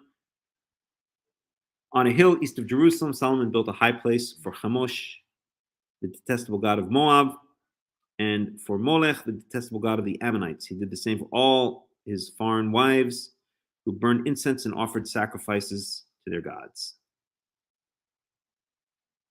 So let's look at that in Hebrew. 1 Kings 11. Switch over to the Hebrew and we'll pick it up in verse 5.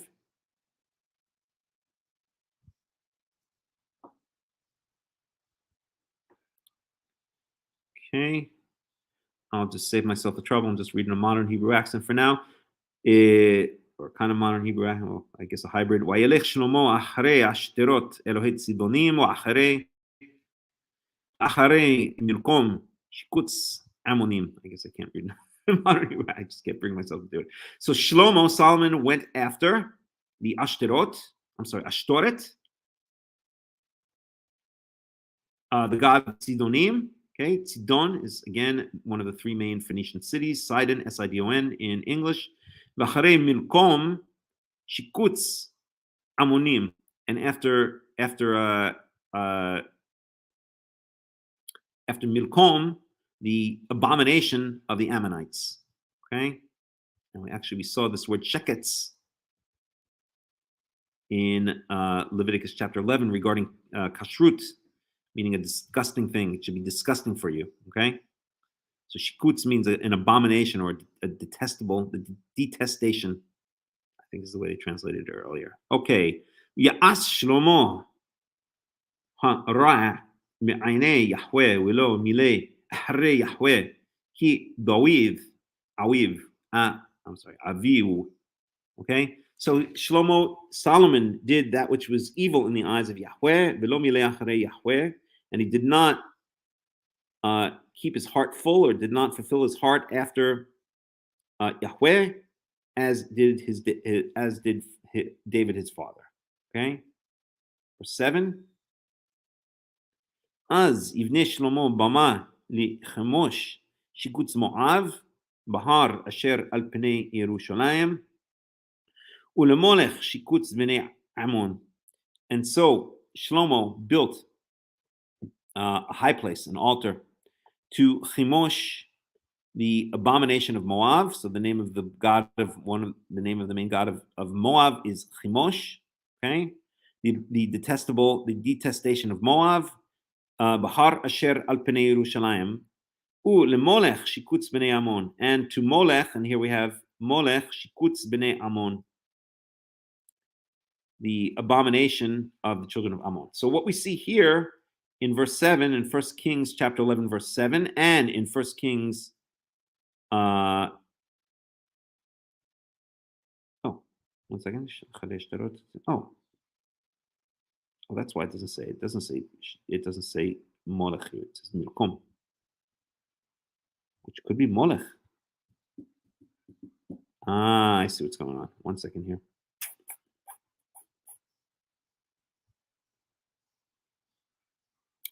Yeah, so Milkom, it would seem is a synonym for Molech. It has the same root. Milkom, Mem, Lamed, Chaf. And here it's just called Molech. So the reason it didn't show up in the concordance, see, they translated it in English. If we go back to the English, how are we going to do this?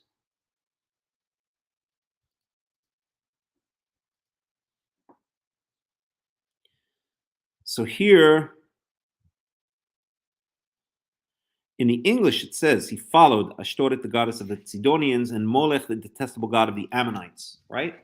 And then when I check the concordance here, so this is 1 Kings 11, chapter 11, verse 5. When I check the concordance here, it didn't mention 1 Kings 11, chapter 11, verse 5. It only mentions 11:7, right? But here, at least in the English, in verse 5, it says Molech. But if we look at it in the Hebrew, where'd the Hebrew go? If we look at it in the Hebrew, verse 5 doesn't say Molech, it says Milkom, right? And milkom is called the detestation or the detestable thing of the Ammonites. Okay, but milkom is basically the same as molech, right? There's just a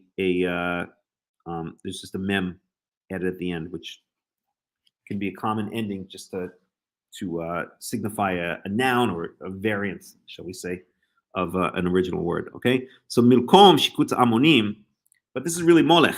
And how do we know that? Because here the shikutz, the detestable thing or the detestation of the children of Ammon is called molech. Here, the detestation of the children of Ammon is called milkom. Milkom, molech. Both have mem, lamed, chaf. Mem, lamed, chaf. Milkom, molech. It's just a different variation of the same word. Okay? But that's why it didn't show up in the concordance, because in the Hebrew it doesn't say molech, it says milkom. But it's basically the same thing. Okay? Now, another thing we see here is that it seems very clear here that molech is a proper name, right? It's the proper name of the god of the children of Ammon.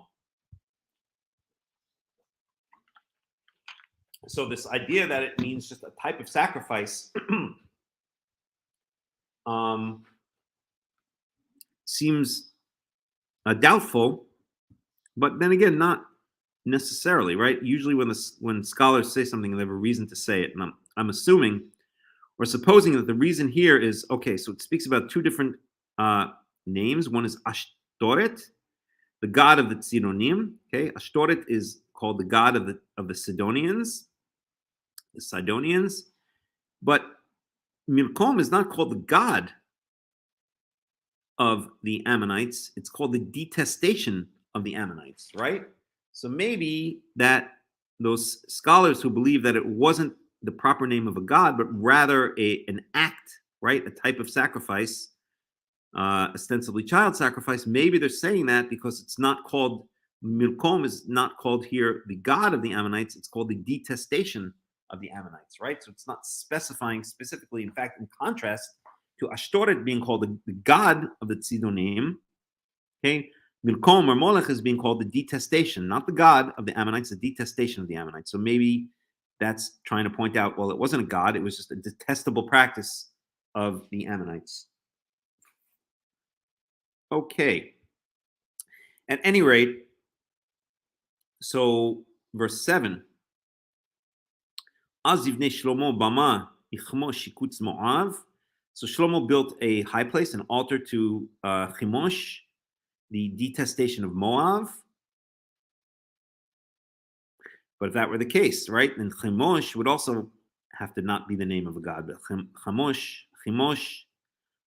is the name of the god of the Moabites. So it's all, this would seem, if this is a proper name, then this would be a proper name. At any rate, a bit ambiguous, but I don't know. It seems to me to be a proper name. At any rate, Solomon built a high place or an altar to Chemosh, the detestation of Moab, Bahar Asher al Pnei Yerushalayim, on the mountain which is on the side of or which faces Jerusalem. Ulemolech shikutz bnei Ammon, and to Molech the detestation of the children of Ammon. So it's interesting that the high place that Solomon built for Chemosh, right? It's mentioned is Bahar Asher al Pnei Yerushalayim, on a mountain that sat against or that faced Jerusalem, right?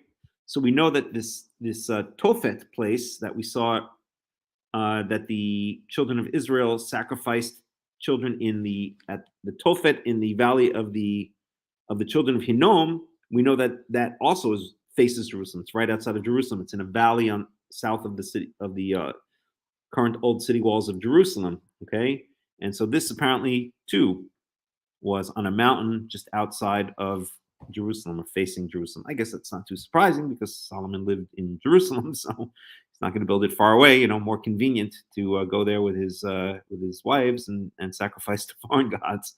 But just thought I'd point that out. Okay. All right. Verse 8. V'chein asa lechol nashao הנוכריות מקדירות ומזבחות לאלוהיהן. And so he did to all his wives, to all his women, his foreign women, his foreign wives. לכן עשה לכל נשיו הנוכריות מקדירות ומזבחות לאלוהיהן, who were burning incense to and who were sacrificing to their gods. All right, and then God gets mad and blah blah blah blah blah. Okay, any questions, any comments so far? Anybody want to ask anything or make a comment? No? Okay, let's look at a couple more verses. So we were tracking down some Molech verses. Right. Here. So we looked at 1 Kings 11:7. We also looked at 2 Kings 23:10. That's the verse with Josiah, but let's go take a look at that again. Okay, so this is Josiah who's, cleaning house.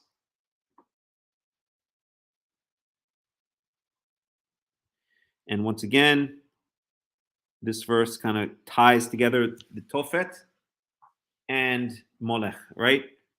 Wa bime et Tophet asher b're ben Hinnom Leviti להעביר איש את בנו ואת ביתו באש למולech. So he defiled the Tophet, whatever that means. We don't know what it means, right? Rashi says drum. Rashi's an idiot. Asher begay ben Hinnom, which was in the valley of the son of Hinnom, or the valley of the children of Hinnom. Leviti lavir, so that they, in order that they could not, or in order that that a person could not pass his son and his daughter through the fire or in the fire to Molech, right? And we see that right here. Okay, God, this stuff is so fascinating. Oh my God. In order that a person could no longer pass his son or his daughter through the fire to Molech. So it would seem here, once again, that Molech is a proper name, right? Because if this meant a type of sacrifice, I guess you could say it means for the Molech sacrifice. But I don't know, putting together what we see here, putting together the fact that in 1 Kings 11, that Molech is called the shikutz, the detestation of the Ammonites. Even better here, okay? The detestation of the children of Ammon, the Ammonites, okay? And that we know, for instance, that, where was it? That Chemosh was a proper name for the god of Moab, and here Chemosh is called the detestation of Moab, meaning that proper name Chemosh is the detestation of Moab. That would imply that proper name Molech, or that Molech could also be a proper name, and here is mentioned as the detestation of the Ammonites, of the children of Ammon. Tying that together with here, where it definitely seems to be more likely that this is a proper name, right, to Molech, rather than a type of sacrifice. I don't know, at least from my superficial reading of these verses we've seen so far, it seems more likely to me, at least, that Molech is a proper name and not a type of sacrifice. Okay, let's look at some more verses. So we have Jeremiah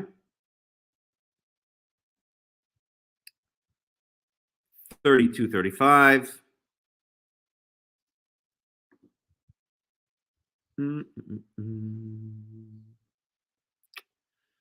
So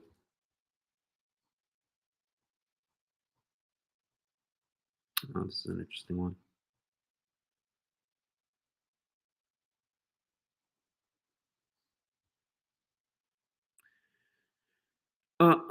לכן כה אמר יהוה, הנני נותן את העיר הזאת ביד הכסדים וביד נבוכדנצר מלך בבל.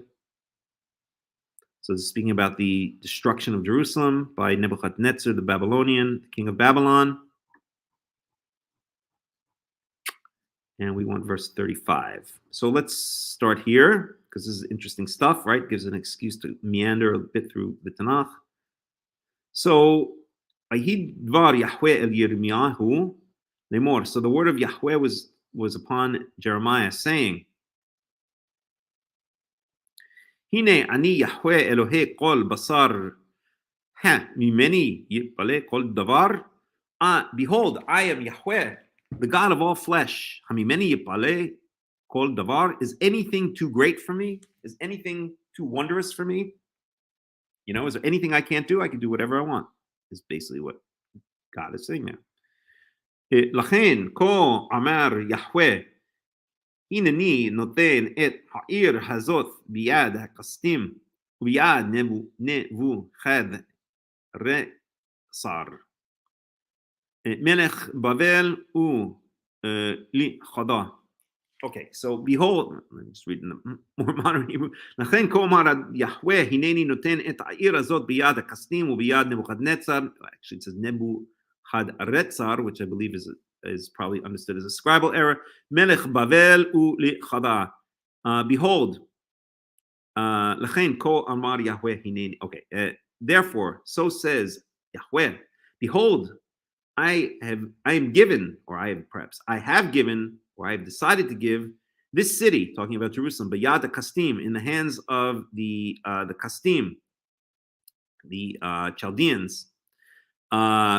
Basically meaning the Babylonians. So biyad Nebuchadnezzar, and in the hand of Nebuchadnezzar, Melech Bavel ulechada, into the hand of Nebuchadnezzar, the king of Babylon, ulechada, and he shall capture it. This is Jeremiah reporting that Jerusalem is going to fall to the Babylonians.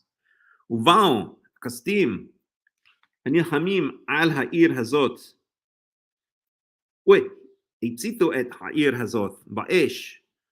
Sirafuha wa'ed batim asher kitru al gagotehem liba'al wa hisichu nisachim le'elohem acharim nima'an hiqisani. Okay, so the Kastim, the Chaldeans, or the Babylonians, we could just say. So the Chaldeans, meaning the Babylonians, shall come. Uvav Kastim anilchamim ala ir hazot. And they will fight against this city. And they shall alight, or they shall set this city on fire. Sirafuha, and they shall burn it down. And oh God,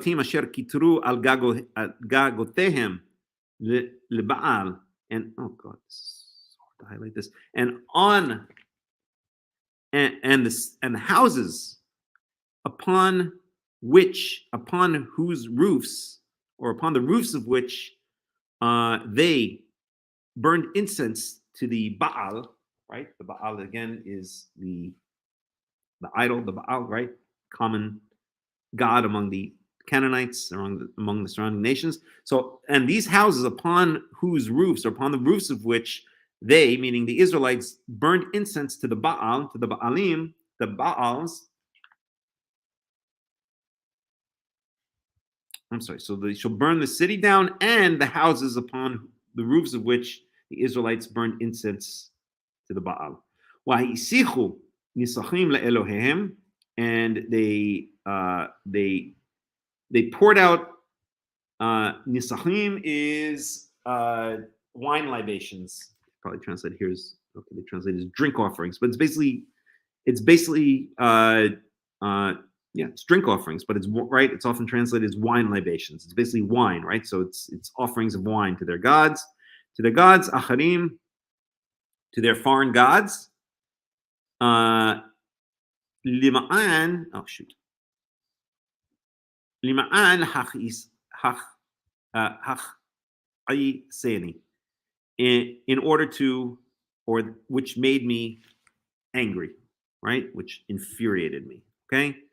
So basically, it's a prediction that Jerusalem is going to be burnt down, along with all of its, including all of its houses, upon which the Israelites rebelliously burnt incense to the Baals and poured wine libations to foreign gods. Verse 30. And again, we're in Jeremiah chapter 32, verse 30. Ki hayu b'nei Yisrael u'b'nei Yehuda ach osim hara me'ainai mi rotehem ki b'nei Yisrael ach machaisim oti b'ma'aseh yadehem ne'um Yahweh. Kayu b'nei Yisrael u'b'nei Yehuda, because the children of Israel and the children of Judah. Okay, so we're talking about the northern kingdom, the children of Israel, and the children of Judah, the southern kingdom. The kingdom is already long split by the time of Jeremiah. Have certainly been doing evil in my eyes, that which is evil in my eyes, from their very youths, right? Yetzer lev adam ra me'orav, right? It reminds me of that verse back in Genesis chapter 8, approximately, maybe before that. Ki b'nei Yisrael, because the children of Israel,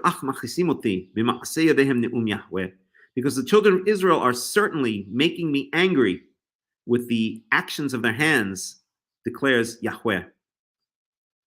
Verse 31, Ki al api ve'al hamati hatta li ha'ir hazot lemin hayom asher banu ota u'ad hayom hazeh lehas'ira mi'al panai.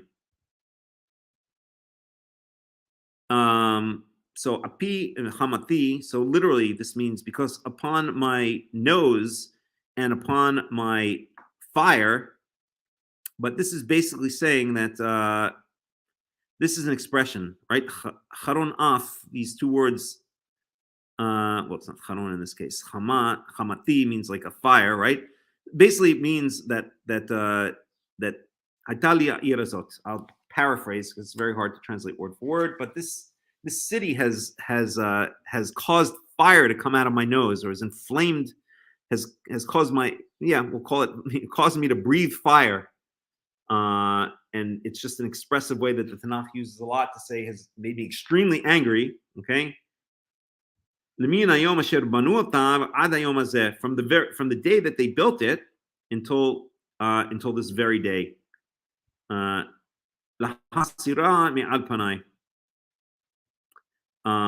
so I've decided to remove it from before my face. I don't want to see it anymore. Basically, I'll just give an overall paraphrase of this verse. This verse is saying, Jeremiah is saying, or God is saying through Jeremiah, that this city, Jerusalem, has so infuriated me from the very day it was built, and from the day it was, its foundations were laid, or the day it was built, until this very day, it's infuriated me so much that I've decided to remove it from before my eyes. I don't want to see it anymore. In other words, I'm going to destroy it.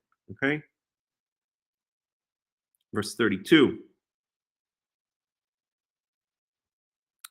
Al kor ra'ath b'nei Yisrael u'b'nei Yehuda asher asu lahach'iseni hema malchehem sarehem kohanehem u'nivi'ehem wa'ish Yehuda wa'yeshvei Yerushalayim.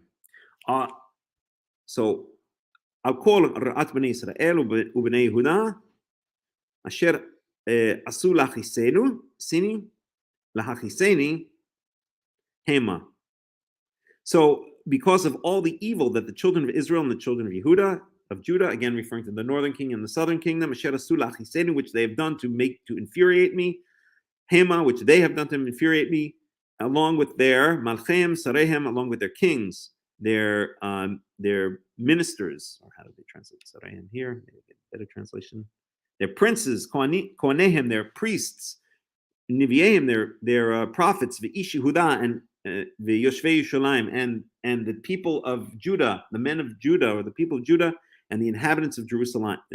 Basically, in this verse, Jeremiah is just delineating, all of the people in Israel and in Judah that have infuriated God. Okay, not only the common people, but also the kings.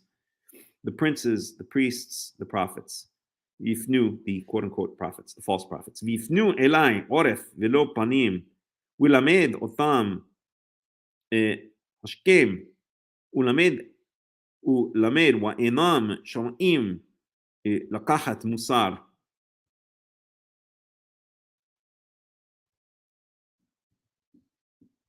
Okay.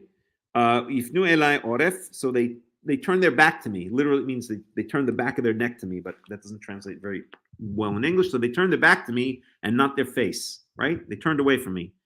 Ulamed otam hashkem, ulamed wa'enam shomim lakachat musar. This is a tough one to translate, but literally it means and I have taught them to wake up early. I'm not sure exactly what it's saying there. Wilamed, but it doesn't matter right now. Ve'inam shomim lakachat musar, and they did not listen to receive musar, to receive instruction. We'll translate it as, okay, but it means how do they translate here? Instruction, they translate it as here as well. Okay, verse 34. Wayasimu shikutzehem b'bayit asher nikra shemi alav lit'am'o, and they've placed their shikutzehem, their detestations. And again, this implies, right? Shikutzehem is referring to their idols. Okay, so this again implies that the word shikutz means an idol, right? Which again implies that Molech is a type of idol, that it actually is a proper name for God. B'bayit asher nikra shemi alav, in the house upon which my name is called, meaning in the temple to Yahweh, litam'o, to defile it. Verse 35, and this is the verse we wanted to get to all along. V'yivnu et mamot haba'al asher b'gei ben hinom la'avir et b'nehem wa et b'notem lamolech. So they built the high places, the altars of the Baal. Remember, the Baal is the, one of the main type of Canaanite god, right? Asher b'gei ben Hinnom, which is in the valley of the son of Hinnom, right? So here we go again with the valley of the son of Hinnom. As we mentioned earlier, this is a valley on the outside the southern, or on the southern side of Jerusalem, a valley below the hill on which Jerusalem sits, specifically on Mount Zion. Not on the Temple Mount, but it's basically below the city of Jerusalem on the south side. If you go to Israel, you can visit it today. You can visit the valley of the son of Hinnom, that place, right? I don't know if they have excavated anything related to the Tanakhic period there. I didn't see anything when I was there, but that's the place that they're talking about. So in this valley on the south side of Jerusalem, they built high places. They built altars to the Baal, and Asher b'gei ben Hinnom, in the valley of the son of Hinnom, in the valley of the children of Hinnom, la'avir et b'nehem ve'et binotehem lemolech, so that they may pass their sons and their daughters to Molech, right?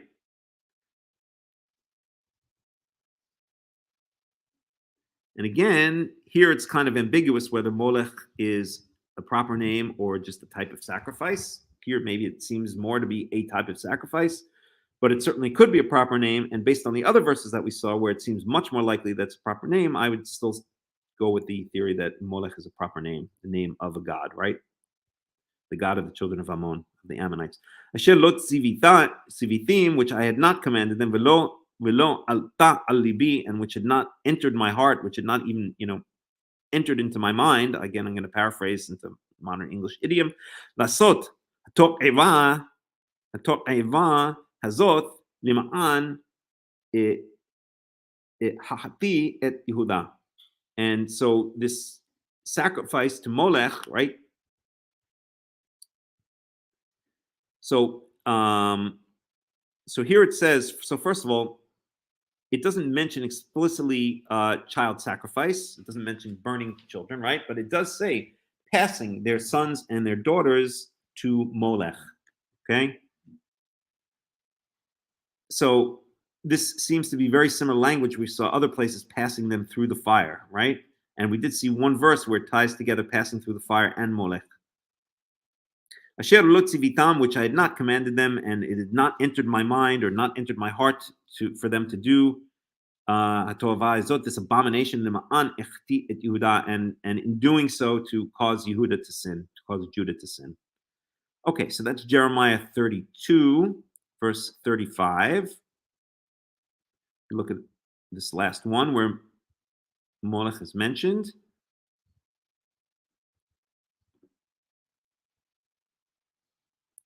Shabbat Shalom, Hallelujah, stereo for Aleph Tough. I forget that. Desiree. Shabbat Shalom, Desiree. Welcome. Okay, Amos, which I've been studying lately, one of the amazing books of the Tanakh, which is often, because it's considered one of the minor prophets, often kind of disregarded, but it is an amazing book. So Amos 5:26. So Amos starts off with a bunch of laments. So let's just get a little context here.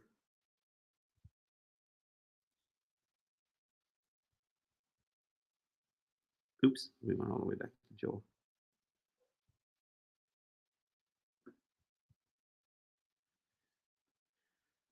So judgment on Israel's neighbors. I'm just reading the headlines here. Right? Judgment on Moab, Judah, and Israel. And then we go judgment or witnesses against Israel.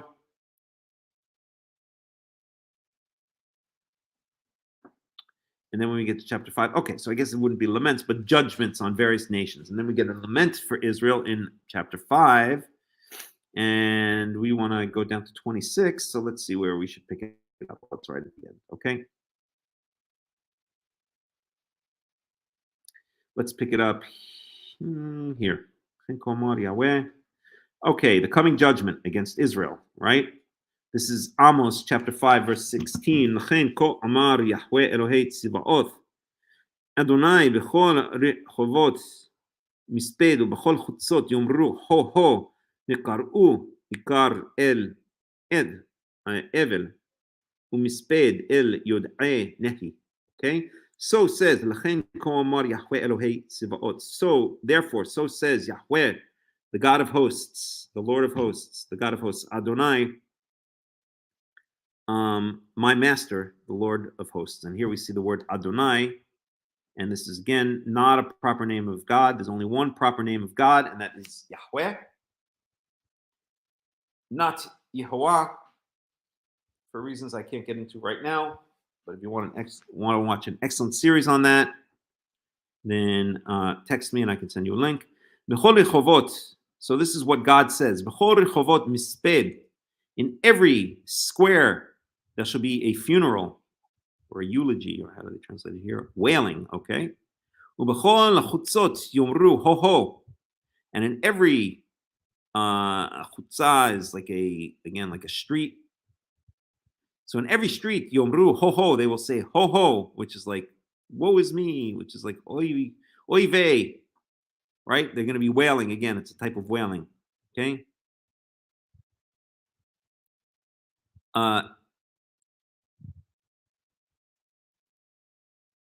Okay, we karu ikar el evel, and they will call the ikar is like a, here they translate as a plowman.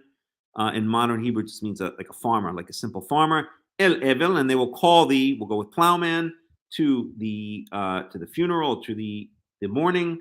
Umisped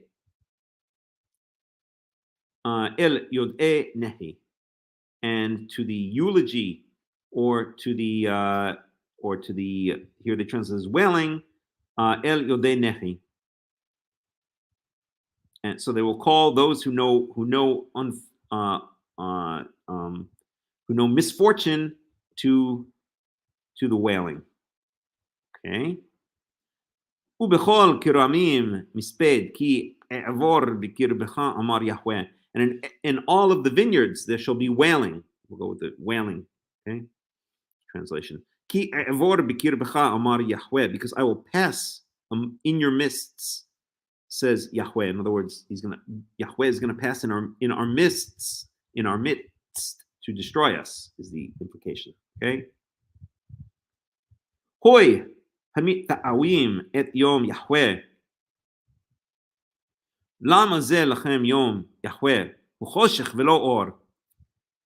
Woe to those who mita'awim, who, well, I'm curious to see how they translate it here, who desire, but it really comes from the underlying root ta'ava, or I guess the root would be taf aleph vav, taf aleph wow. Okay, if I can pick it out here. I can't. What? It's the three middle letters. Okay, taf aleph wow. Ta'av means to desire after or to lust after. So hoya mita'awim et yom Yahweh. At Yom Yahweh. So woe to those who are desire the day of the Lord, the day of Yahweh, right? Lama zeh lechem Yom Yahweh. Why, literally, why is this to you a day of the Lord or day of Yahweh? Or basically, why are you so anxious for the day? You're all waiting for God to come back for the day of the Lord, right?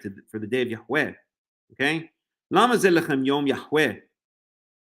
Okay, why are you waiting for this day of Yahweh? It will be darkness and not light, right? So what Amos is saying here is you're all crying out for God to come back, think he's going to save you from your plight. But when God comes back, when Yahweh comes back, it's not going to be a day of light. It's of lightness, of light. It's going to be a day of darkness, because you people are so evil that if I come back, it's not going to be to help you. It's going to be to destroy you. That's basically what Amos is. כאשר ינוס איש מפני הארי, ופגעו הדוב, ובא הבית ושמח ידו על הקיר ונשכו הנחש. Oh, this is a very descriptive verse. This is why I love Amos. Very beautiful imagery or poetry. כאשר ינוס איש. Okay, so what is this day of Yahweh that is coming, right? You're all waiting. You're all lusting after, desiring after this great day when Yahweh is going to come back and save you. But when he comes back, it's not going to be a day of light. It's going to be a day of darkness. So you're foolish, basically. You're wrong in waiting for this day of Yahweh. It's not going to be to your benefit when Yahweh comes, okay? And now Amos gives an analogy, right? Or an allegory, an analogy? I guess an analogy. Allegories are longer, analogies are shorter. Okay, we'll call it an analogy. As when a man flees from the lion and bumps into the bear. And then he comes home, and then he comes home and he rests his hand on the wall or leans his hand against the wall, and a snake bites him, right? So no matter where you run, you think you're running away to safety. No matter where you run, you're going to run into trouble. You're going to be destroyed, right? As a man runs away from the lion and bumps into the bear, and then comes home and then runs home and leans his hand against his wall, and a snake bites him. Wherever you turn, you're going to be in trouble. You're going to be destroyed. That's what these verses are implying. Okay.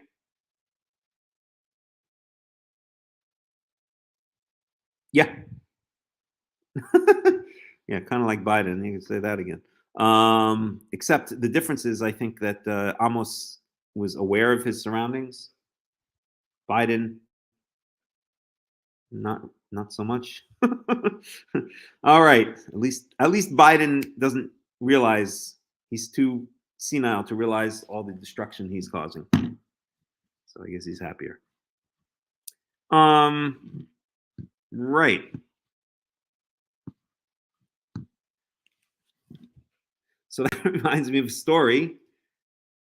A number of years ago, must have been about 10 years ago, I was living back in the United States of Sodom and Gomorrah, and I went with a friend. We went up to Massachusetts. I was living in New York. And we went up to Massachusetts, and we went to the tallest mountain in Massachusetts, which is known as Mount Greylock. It's about, I think 3,200 feet. The summit is about 3,200 feet above sea level. Beautiful place. If you've ever been there, I've been going there since I'm a child, because my parents, every summer we went on the same vacation exactly, and that was to the Berkshire Mountains of Western Massachusetts. And the first thing we always did was go up to Mount Greylock. So I've known this place since I'm a kid. At any rate, I went up there with a friend, and we were hiking on Mount Greylock, and I turned aside to, how shall we say this delicately, to relieve myself, to take a whiz, and I'm standing there doing my thing, emptying out my whiz. Peeing, and all of a sudden I see a bear run right in front of me, like about maybe 10 feet in front of me. It just ran. It didn't come towards me. It just ran across my path, like right in front of me. And I'm sitting there, with my thing in my hand, taking my whiz, and all of a sudden I see this bear come by, run by me. And I'm like, my first thought is, wow, that's so cool. Isn't that cute? A bear. That's amazing. I've never seen a bear so close before. And then all of a sudden I said, oh my God, that's a bear. It took me a second to understand the reality of how potentially dangerous the situation was. It was like I was watching television for a second, like, wow, a bear, that's so cool. And I'm like, oh my God, a bear. And there I am, standing there with, taking care of business. And there wasn't, much I could do at that moment. Anyway, the bear didn't bother me. It just ran by, and that was, I never saw him again. But I don't know why, but this verse just reminded me of that, right? That you run from the lion, you flee from the lion, run into a bear, and then you flee home, and rest by putting your hand on the wall, and a snake bites you. No matter where you run, you're gonna have trouble. You're gonna have attack. You're gonna have those who are out to destroy you. Okay. הלא חושך יום יחווה ולא אור ואפל ולא נורא לו. Okay, so halo choshech yom Yahweh velo or. So this will not the day of Yahweh be darkness and not light? Ve'afel velo nora lo, but rather it will be dim. Velo nora lo, and there's no brightness in it. Nora is, let's see how they translate it here. They translate it also as brightness. Nora in, I guess, modern, or I guess it's already medieval, or maybe even ancient, not biblical, but let's say, I don't know, Second Temple period, maybe Talmudic or Mishnaic Hebrew. Noga is the name for Venus, right? So if you look up, let's say in modern Hebrew, I won't do it now, but if you look up in modern Hebrew, the word for Venus is Noga. It's this word right here. Why? But it really means brightness, okay? Why is the name for Venus, or why is the name for Venus Noga? Because Venus is I guess one of the brightest, I guess it's the brightest, it's not a star, but the brightest non-sun or moon object in the sky, right? If you ever see Venus, a lot of times it's near the moon, but it's always on what's called the ecliptic. It's always on the path that the sun would take if it were up in the sky. And it's usually the first visible heavenly object aside from the sun and the moon that you can see in the sky. So really, Noga means brightness, okay? But it's at some point became the word for the planet Venus. At any rate, so what this is saying is that the day of Yahweh is not going to be, well, let me just read it again. Velo halo choshech yom Yahweh velo or. So it's not going to be, okay, it's basically repetitions, like poetic repetition. They're just using different words. So choshech means darkness, afel means dimness or also darkness, okay? Or means light, and noga means brightness, right? So it's basically, it's kind of poetic, it's not kind of, it's poetic repetition. Again, repetition always means emphasis. In this case, it's kind of a poetic way of emphasizing this idea, okay? Oops, I got to plug in my battery in a second. Halo choshech yom Yahweh velo or. Will not the day of Yahweh be darkness and not light? U'afer velo nora lo. Will it be dimness and not brightness? Right? So this is basically, this is summing up the idea that Amos is saying in verse 18, right? Woe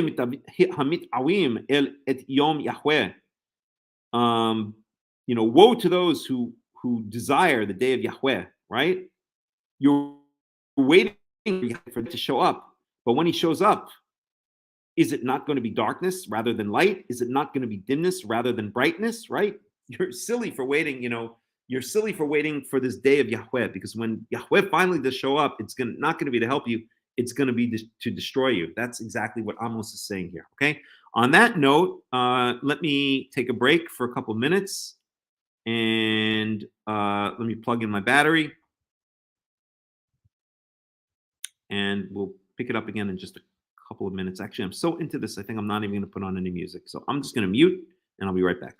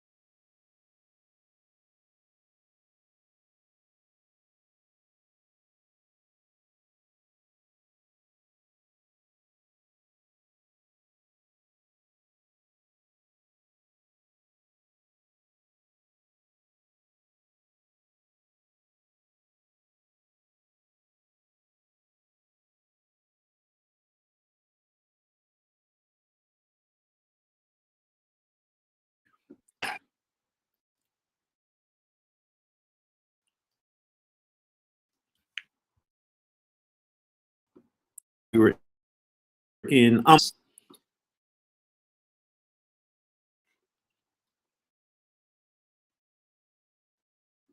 הלא חושך יום יחווה ולא נוגה, not dark, rather and not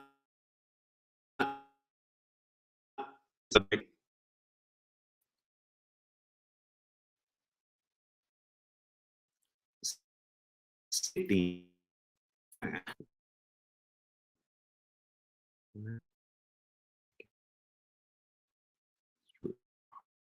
These verses sometimes.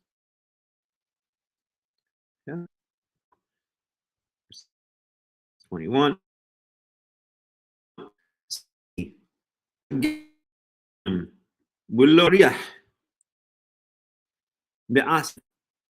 Okay, heated. I become your festivals. You and I will where is it? From I will not derive a pleasant scent from your atzarotechem. Atzeret is the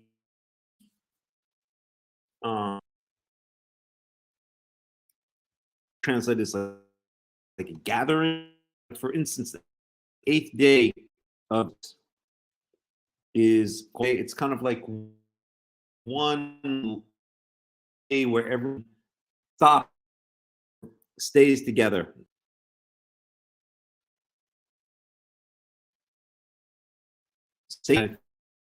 But at any rate,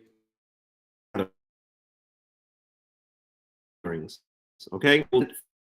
Okay. So basically, every time you gather together for me, my holidays are gathered together for me. It's sick of it, because you people are right.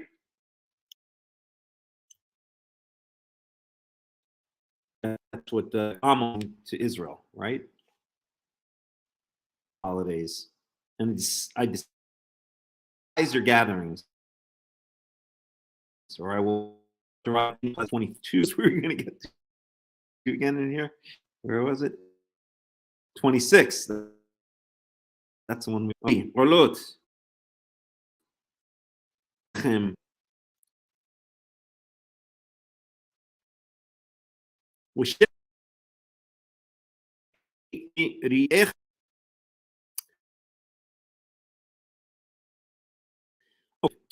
Literally raise me burnt offering or going flame offerings. We'll just it doesn't really root here, ta'alu and olot. So if you shall raise up to me up in offerings, we'll call it, okay?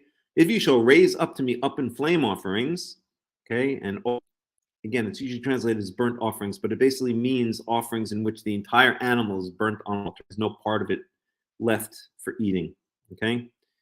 At any rate, so if you umin chotechem lo eretzeh, umin chotechem, and your grain offerings, okay, lo eretzeh, I will not desire it. I will not want it. Your holidays make me sick. Holidays and gatherings make me sick. I want nothing to do with your sacrifice. Shelem,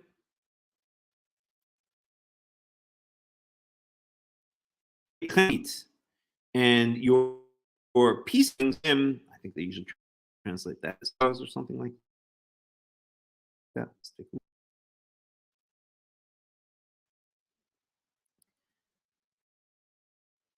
Peace offerings from your will go with fattened cows. Lo abit, I won't even look at. Okay, so basically here God's saying, I despise your, I don't want anything to do with your holidays sicken me, and I don't want any, I won't even look at them.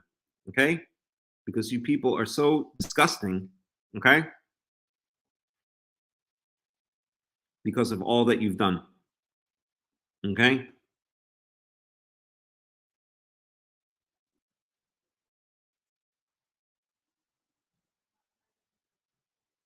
Okay. Haser me'alai hamon sarecha וזמרת נבליך לא אשמע.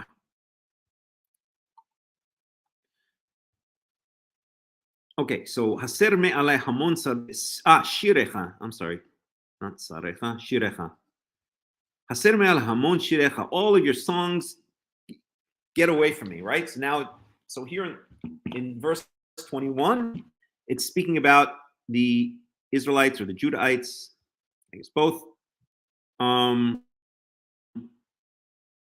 celebrate holidays to God, and God says, I despise them. I want nothing to do with them. Here, sacrificing sacrifices to Yahweh, and he says I won't look at them, and I won't even smell them. I want nothing to do with them. And here it's talking about songs and instrument playing, right? You're going to sing to me and play instruments to me.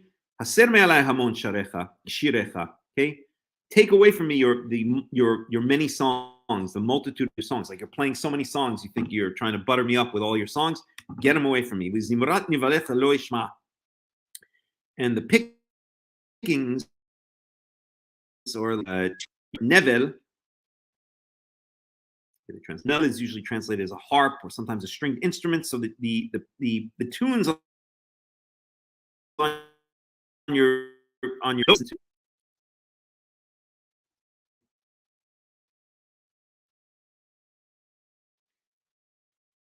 ויגאל, this is beautiful, יגאל כמי משפט וצדקה כנחל איתן.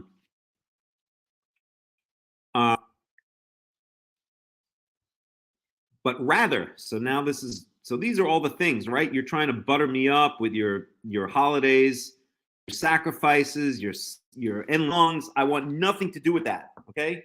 It's all means nothing to me, okay? But, and there's an implied but, al kamay mishpat shall flow and like a strong spring. Okay, Nachalitan is literally a wadi that doesn't dry up in the summertime, but we'll call it strong spring. Sitan means strong.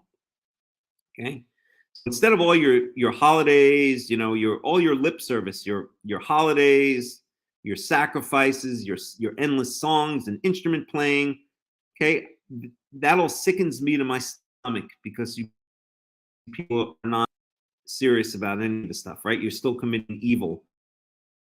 You're just paying lip service. What's happened?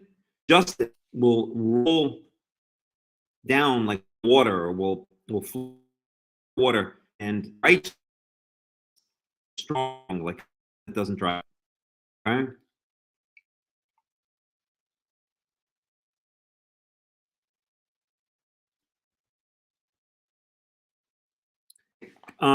Verse 25. Hazivachim. Uminha higashtem bamidbar 40 shana.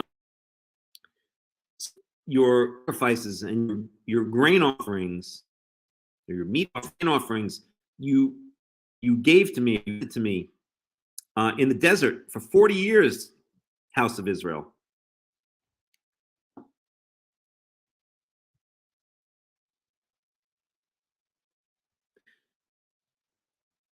Okay.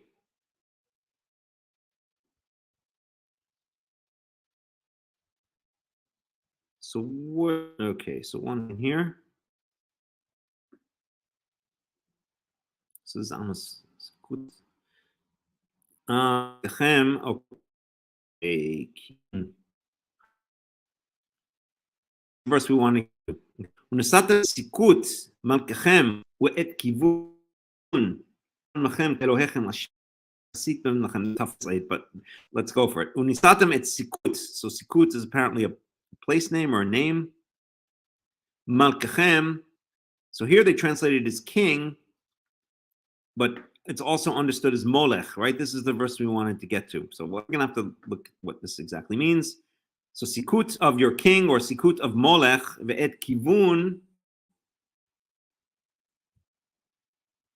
And this also seems to be proper name. Tzalmechem.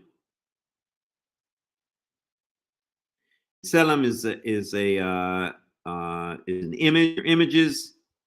Kochav Elohechem, the stars of your God, or the star of your gods. Asher asitim lechem. That's a tough one to translate. Let's try to get an English translation on that one. So we'll go to the NIV.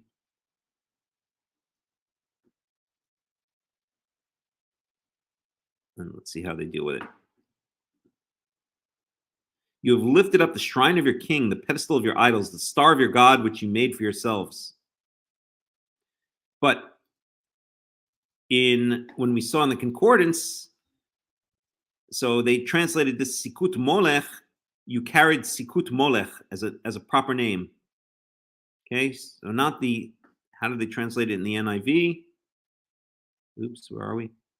Where are we?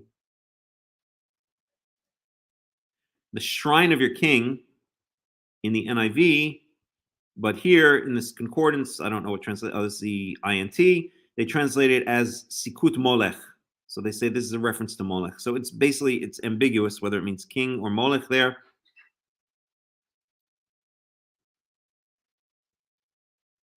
At any rate, you have lifted up the shrine of your king,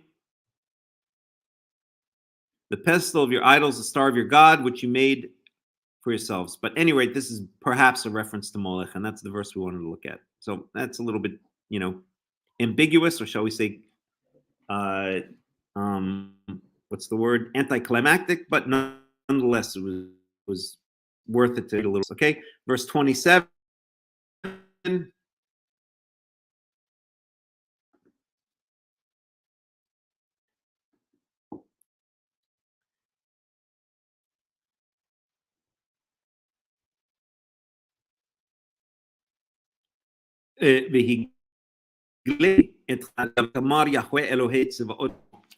And so therefore I will exile you from beyond the Yahweh, the God of hosts, is his name.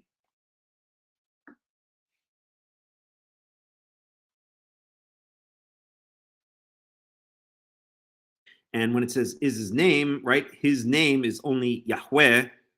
You could say his title is the God of hosts. Maybe a better way to read this would be Amar Yahweh, Yahweh, comma, is.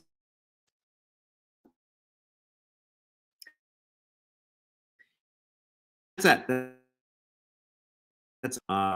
where maybe the word Molech appears.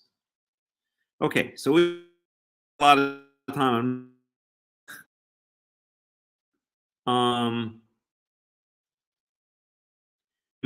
In fact, maybe we should move on to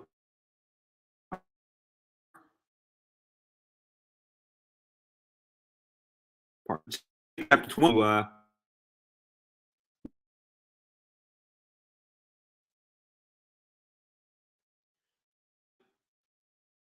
Yeah, there's a lot of phenomena. So let's go on to our portion now. These interesting.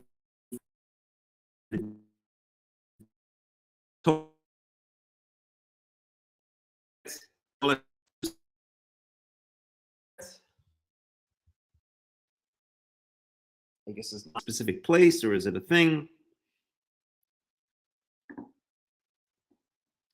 Whatever it is, it's in the valley of the children of Hinnom, Gehenom, and a lot more to say on the topic, but let's move on. Okay, so now we're going to get into Leviticus 21. I'll probably move into kind of express mode because I'm only going to go for about another hour or so, and it would be nice to at least get through some of the parsha. But this gets a little bit more technical, right? I mean, 20 is the good stuff, 20 is the interesting stuff. Now we get back to the technical stuff. But let's do it. Okay.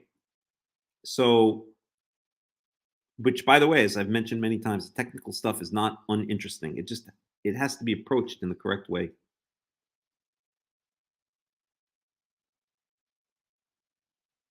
It's probably my connection. Unfortunately, yeah, there's always a problem here. Hopefully, it's better now. Okay, Leviticus chapter 21, verse 1. Vayomer Yahweh el Moshe, Emor el hakohanim bnei Aharon ve'amarta elehem lenefesh lo yitma be'amau. So Yahweh said to Moses, say to the Kohanim, the children of Aharon, and you shall say to them, lenefesh lo yitma be'amau. So this is a message not to Aaron himself. We're going to get special laws for Aaron himself. But so this is not for the Kohen Gadol, for the main priest, the chief priest, the high priest. It's for all the rest of the priests, right? All of the assistant priests. There's going to be more strict rules for the high priest, okay? But what does it say? That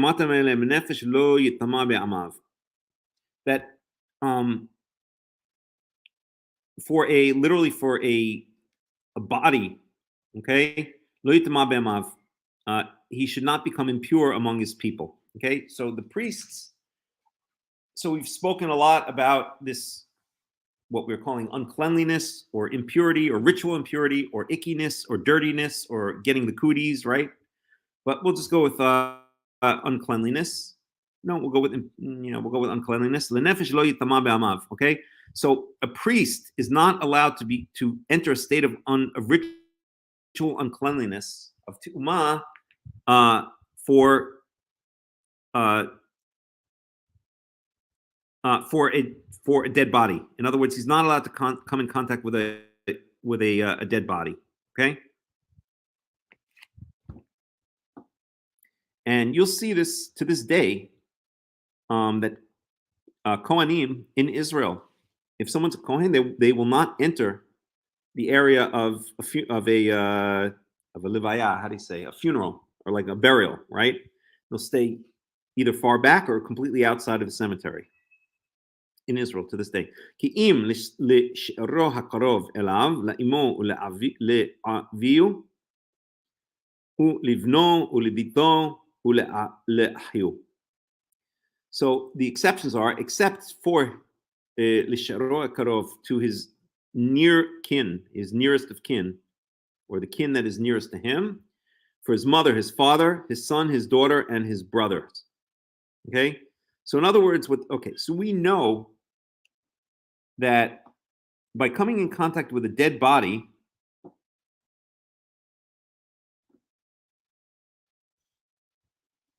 and just 1 second here.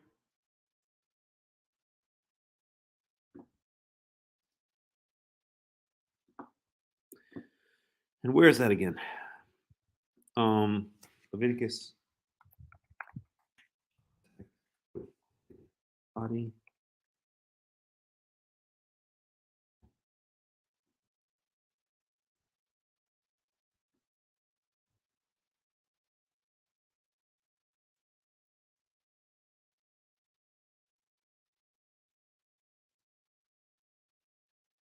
So I guess Leviticus 21. So this blemishes. I don't remember what it is right now. But at any rate, so he's not allowed to come in contact with a dead body, okay, or come near a dead body, or acquire this state of ickiness, a state of uncleanliness for his nearest of kin. Okay, his mother, his father, his son, his daughter, and his brothers. Right. So a Kohen, a priest, has to stay in a state of ritual purity for various reasons. Okay, number one, when they're serving in the temple. Number two, because they are allotted the tithes, and which are considered holy, so they have to be eaten in a state of cleanliness. They're kind of God's food, right? So therefore, the priests are not allowed to enter a state of ritual impurity by coming in contact with the dead. Okay, if you come in contact with a dead body, or if you're in the same tent, the same room as a dead body, then you attract, or then you become ritually impure. You get the cooties. Okay, And what this is saying is that priests are not allowed to do that for just anybody, right? So if your neighbor dies, then you're not allowed to come in contact. You're not allowed to come near that dead body because you're a priest. You have to remain in a state of ritual purity, of cleanliness, because you're constantly in contact with the temple, with the tabernacle, with the mikdash, with the what's called the temple, and with the holy items. And if you are in a state of dirtiness, if you're in a state of uncleanliness and you come in contact with the holy things, then that's a big no-no, right? So priests, because they're constantly dealing in contact with the holy things, they have to be much more careful than the average Israelite to remain in a state of cleanliness. And that's basically what this is saying, right? Because it's very hard when you attract tu'umat mate, when you attract uncleanliness from contact with the dead, that's the most elaborate ritual to get rid of that uncleanliness. And that's the para aduma, the red heifer ceremony, or the red heifer workflow, can we call it? Right? So priests are supposed to avoid even getting into such a state, except in the case of it's obviously, right, if they have to attend the funeral of their mother or their father, God forbid, or the son, their daughter, then they're allowed that exception, right? That's just for human reasons, right?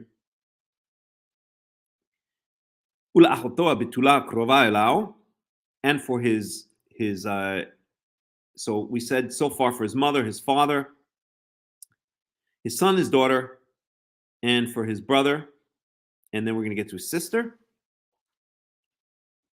And it's interesting. It mentions here son and daughter, brother and sister, right? So it mentions the male first, but it doesn't mention father and mother. It mentions mother and father, right?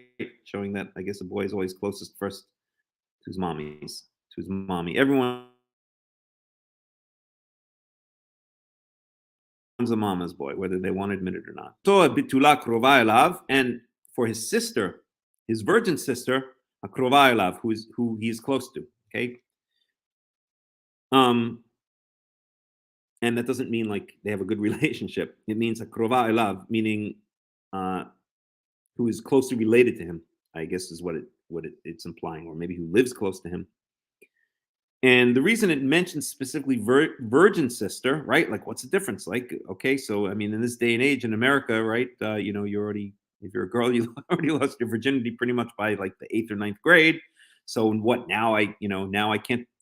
Now, if I'm a priest, I can't enter a state of uncleanliness if God forbid my sister dies just because she got screwed by the whole class, which is pretty common in America these days. But we have to think back to what this means in ancient times. Okay, his virgin sister. Okay, this means that she's still living in her father's house, right? She's not yet married. Okay, the way it worked in ancient times and the way it works in any normal society is you live with your parents until you get, or a girl especially lives with her parents until she gets married, and then she becomes part of her husband's household, right? And once she becomes part of her husband's household, she's no longer really part. She's first and foremost her husband's wife, and then secondarily, she's her father's daughter or her brother's sister. Okay, her household gets switched from her father's household to her husband's household. She really becomes first and foremost a part of her husband's household. So once that happens, she's no longer a betula. She's no longer a virgin, right? Meaning, it basically means your married sister, or your sister who's unmarried. Okay, because once she's married, she's no longer part of your household. She belongs now to her husband's household. Because women, slaves, animals, not comparing women to slaves and animals, ladies, so just relax. I'm just saying that all of these things become part of the household of either the head of the household. So for a woman, when she's a girl, the head of the household is her father. When she's married, the head of the household is her husband. Okay, so what this is saying is when it says al-achuta bitula for his virgin sister, it means the young sister who still lives in the father's house, right? She's still first and foremost his sister. But once she gets married, when she's no longer virgin, in other words, when she's gotten married, she's really no longer part of that father's her father's household. She's now part of her husband's household. Okay, and therefore she's not really like his sister first and foremost. She always is, but first and foremost, she now belongs to her husband's household. She's her husband's wife first and foremost. Okay, her status is, or her association has changed. Okay? אשר לא הייתה לאיש, לה יטמא, okay? שלא הייתה לאיש, so who was not, literally who was not had by a man, but it means who's not been married, okay? לה יטמא, for her, he can become unclean, ritually unclean, okay?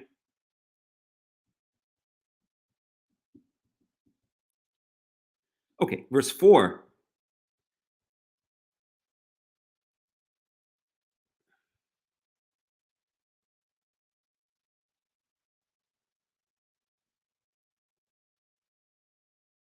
Yeah, this one's a tough one to translate also. This one is somewhat ambiguous. So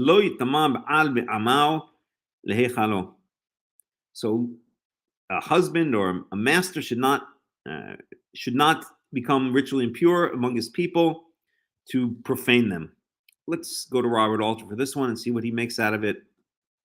I'm sure he's going to point out that there are many different interpretations. Okay, so this is Leviticus 21.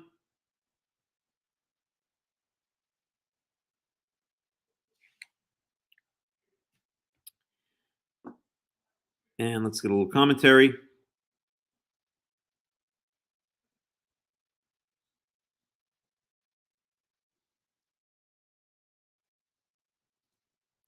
So first of all,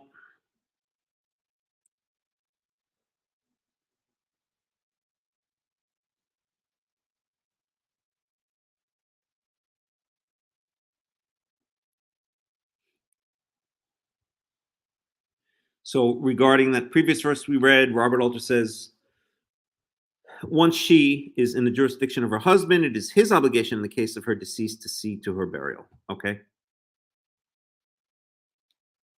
Yeah. So now I'm going to use, I can't use that right. So the two Hebrew words, Ba'al, it's so hard to highlight here. The two Hebrew words, Ba'al be'amal, are a well-known crux. What's a crux? Meaning it's not known what it really means. Okay, a puzzle. Literally, they mean a master husband among his kin. The various attempts to make this intelligible are strained. And it has been pointed out by several scholars that elsewhere, Ba'al is always used either as part of a collection, Hebrew smichut, or in a declined form. So basically, what Robert Alter is saying, that Baal is usually attached to another word that comes after it. Okay, or in decline, like Baalo, his husband. This translation adopts Meir Paran's plausible proposal that the received text reflects a ditography, which I have no idea what it means. There goes Robert Alter again, using words I have no idea what they mean. Where was he when I was studying for my SATs? Let's look it up. What the heck is a ditography? A mistaken repetition of a letter, word, or phrase by a copyist. Oh, like ditto. Dittography. Graph meaning to write, and ditto meaning ditto, meaning double. Okay, so dittography, all right. So what is he saying here? That the received text reflects a dittography, the initial bet and ayin of bi'amal inadvertently repeated by a scribe, and then a lamed added in order to turn the two letters into a known word. The initial bet and ayin of bi'amal. Okay. Let's see what the heck he's saying. We have to go back to the Hebrew.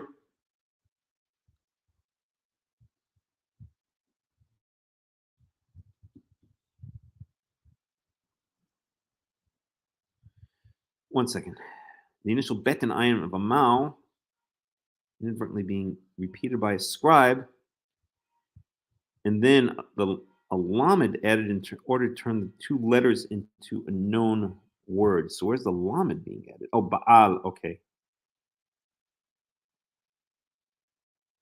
I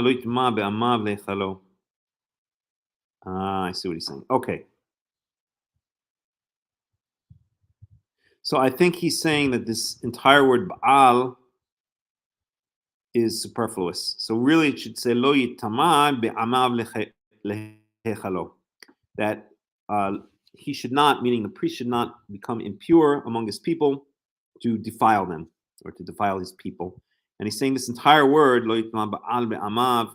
Okay, so he's saying that basically, it's very technical, but okay, I'll explain what he's saying. He's saying that these two letters were repeated. You see here it says ba'al, bet ayin, and then be'amav also starts with bet ayin. So he's saying the original word was be'amau, among his people or in his people, but the bet ayin was written twice. So it said ba'a, ba'amav. It was a scribal error.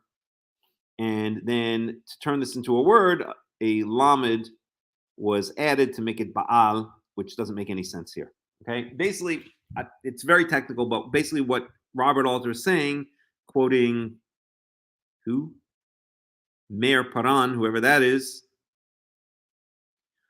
Basically, the bottom line is that what Meir Paran is saying is that this word is superfluous. It shouldn't be there. And really, you should just read lo yitama be'amav lechechalo, and that makes a lot more sense. A priest should not become impure among his people to defile them. Okay, or maybe to defile it, the sanctuary, but probably to defile his people. Okay, it's a very technical point, and as we predicted, this is what Robert Alter always likes to call a crux. In other words, well, I bet we're going to get a million different translations, and it's always fun to watch how different translations deal with very ambiguous verses. So let's see.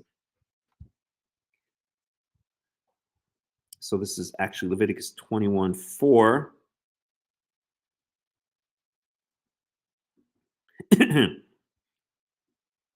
So he must not make himself unclean for people related to him by marriage. Here, but he must not defile himself being a chief man among his people. So we have either chief or marriage or husband, basically. Seem to be the two most common translations.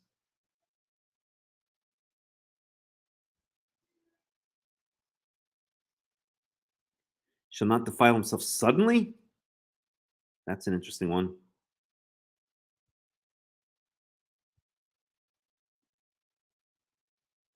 That's basically chief. Okay, so we saw two main understandings or two main translations, and Robert Alter disagrees with them. But nonetheless, he translates it basically as he shall not be defiled among his kin.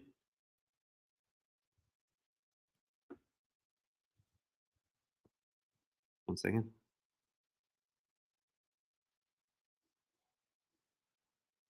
He basically, as far as I can see, his translation, he completely leaves out Baal. He follows this Meir Paran, and he basically completely leaves it out in his translation.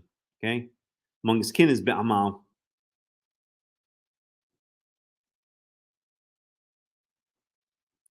To profane himself, lechalo. Okay, or to profane not his people, but here Robert Alter translates it as himself. Okay, so Robert Alter basically omits that word, getting rid of the crux by getting rid of the questionable word. Okay, verse 5.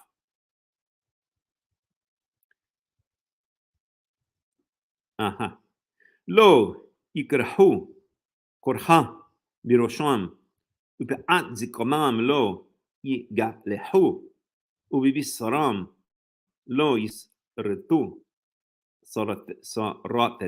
soratet. Okay, so they should not make a bald spot, literally bald a bald spot in their head. Upa'at zikalam lo yigalehu, and the corners of their beards they shall not shave or take off with the razor. Ubibasaram lo yisretu soratet, and they should not carve carvings or carve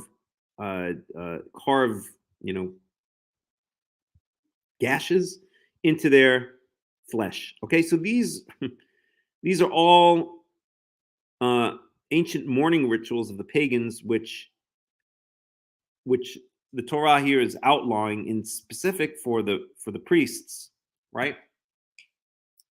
And I'm sure Robert Alter is going to have a lot to say about this, so let's read him.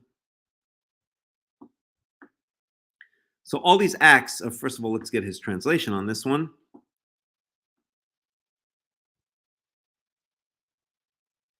So they shall not make a baldness on their head, and the edge of their beard they shall not shave, and in their flesh they shall cut no gash. And then his comment on that is all these acts are pagan rites of mourning ritual, or mourning that must be avoided.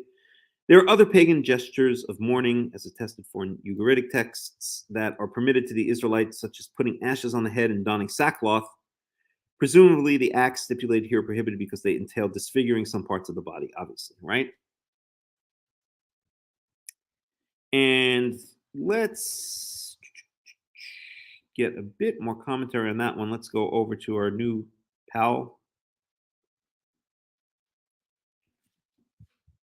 the Cultural Backgrounds Study Bible. Oh, do I already have it? I guess. Let's see if we can get to Leviticus. Oh, no. Yeah. Use your free accounts. Okay, how do I do this? Log in and borrow? No, not log in and borrow. Why log in? I'm confused. Okay.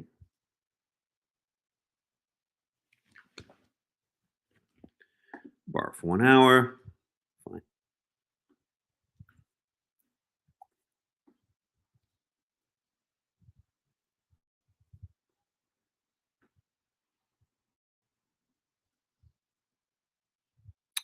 And like magic, there it is. Okay, so we've got to find where it is now. So that's Exodus. So we're in Leviticus 21. Too far. 25, fascinating chapter. We'll get to that eventually. 24. 20. Okay. Let's see what we got. Okay.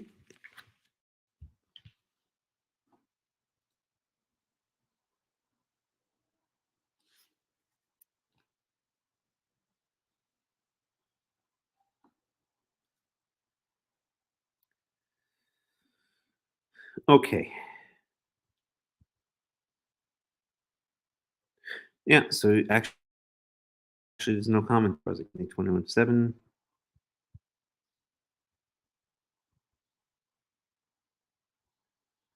Huh. Okay, so this thingy, our news source, doesn't have any comment on it at all.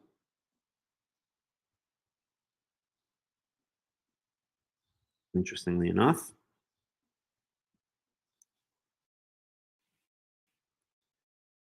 Alrighty.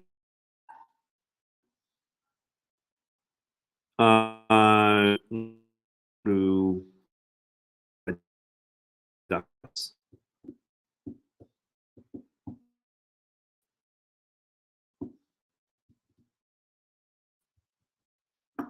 Loading.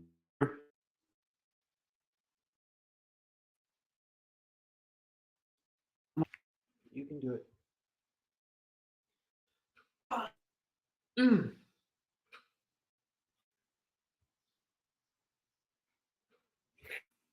Maybe we can go to Milgram, actually. Oh, Milgram. Oh, there's only Leviticus 16. Oh, darn. Okay. Okay. Are we doing this again?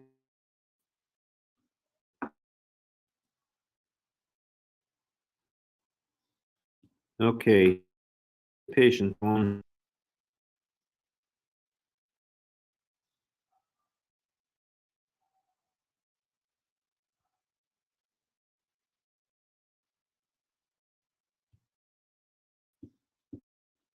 It's taking its time.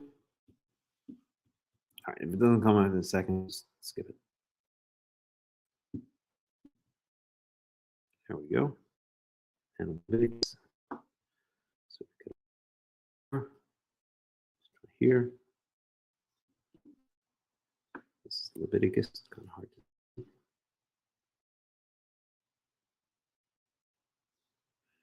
Leviticus 12.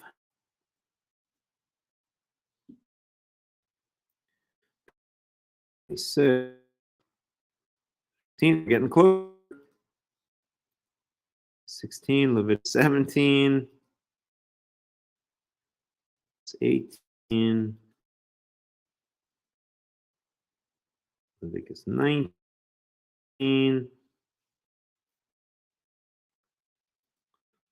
20. Come on. Dude.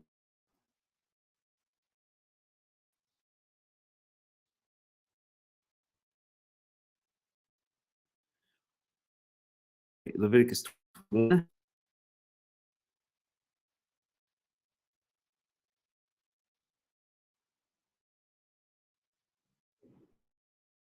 And 5. We're in verse 5. Baldness, it just says C on X 6F and 9:20. Fair enough. He refers to some. All right, so we have to go to Leviticus 10. 6. Okay. 10:6. Close. 8. 9. No. Darn.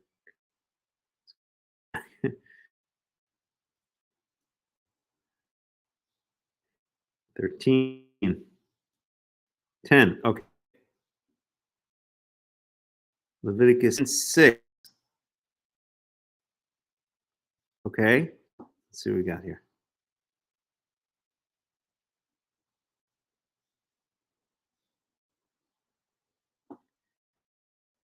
Okay. 6. Leviticus 6 says what it says.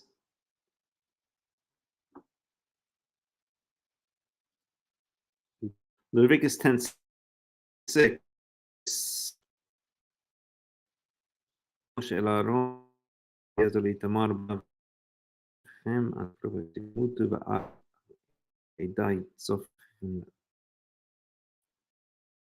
So that Nadav and Abihu, two sons of and what it says is here, paraphrase right here.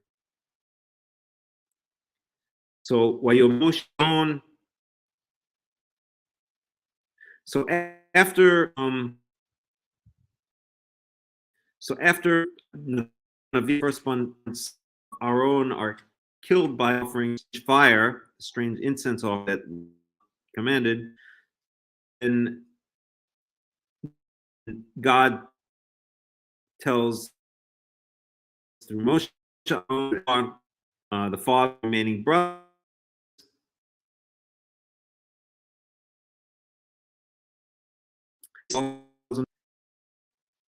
in the middle of the initiation of the for all times, is that instead all of the Israel one for Nadav and Abihu instead. Okay, it's the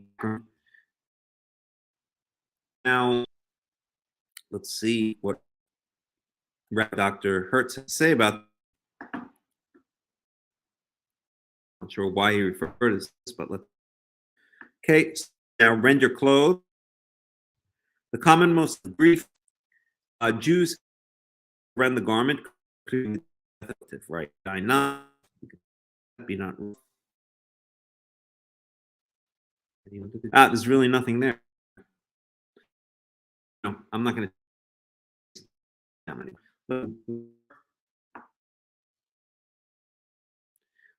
really information. It's clearly in the morning, and these were elements of the body. But text is morning rituals for priests. And that someone who's not a priest is to put a karachat is allowed to make ball. Is there no mentions that I can't remember?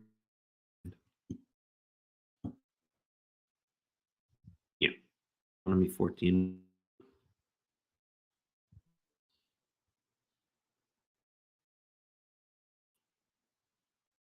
This in Deuteronomy 14.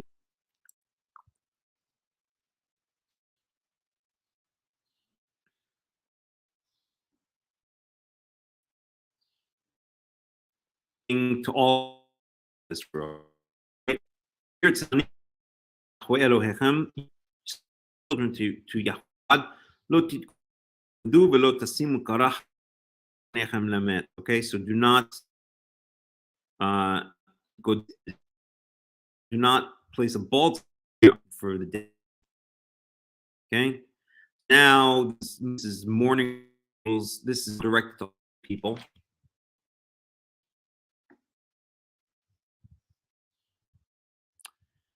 Rather than just because this is the book, right? So this is revealing most priests, although of course it deals with all of Israel to a certain degree. But here these are instructions for the priests, so it's focusing on, right?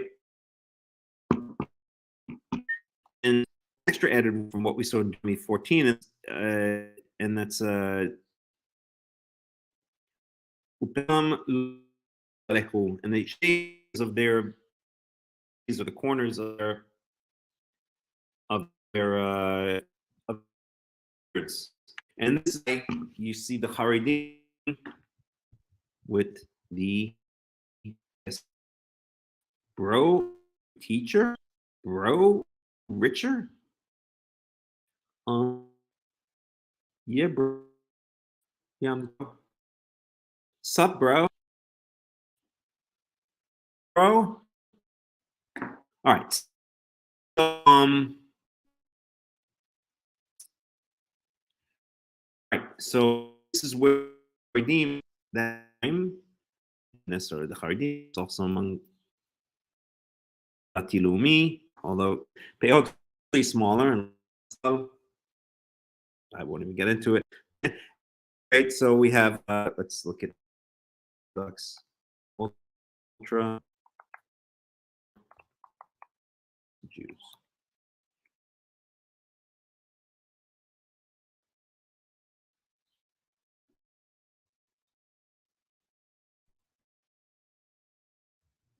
Right, see the what they call the. Let's get a nice picture of Dux.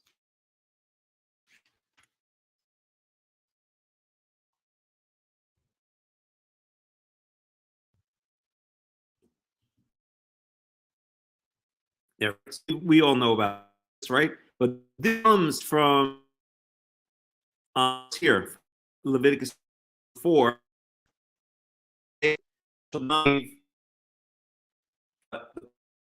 Your beard, and again, this probably means something like shaving like this area, like making some kind of weird, right? Of course, the Haredim take it to an extreme, and why is this?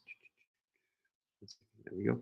But of course, they take it to an extreme, and they come up with this. So they will never shave heads. Consider this the beard. The sideburns grow all the way down, and they never shave it.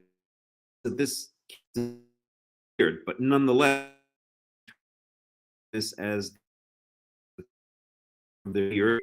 They interpret this as side lock, the sideburns,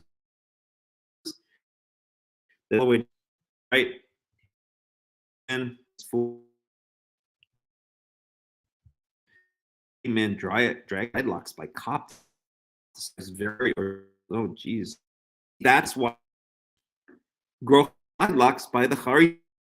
Like, don't add to the Torah, or else you're dragged down the street by a cop by your side locks. See, this is the punishment for being a fool and adding to the Torah. This is not the look of wisdom, the look of foolishness and stupidity. Get up. I mean, it's just so stupid. So, right. So that's the way So that's the way the Haredim and religious Jews in general. Here's a non-Haredi, right? This is more like what you would call a type. This is the black kippah.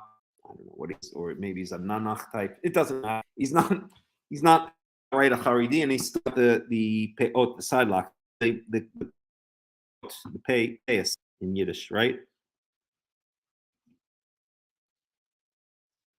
So, and here it said, and that comes from this word here, pe'at is the kanam. The pe'at means like this, the corner or the extremities.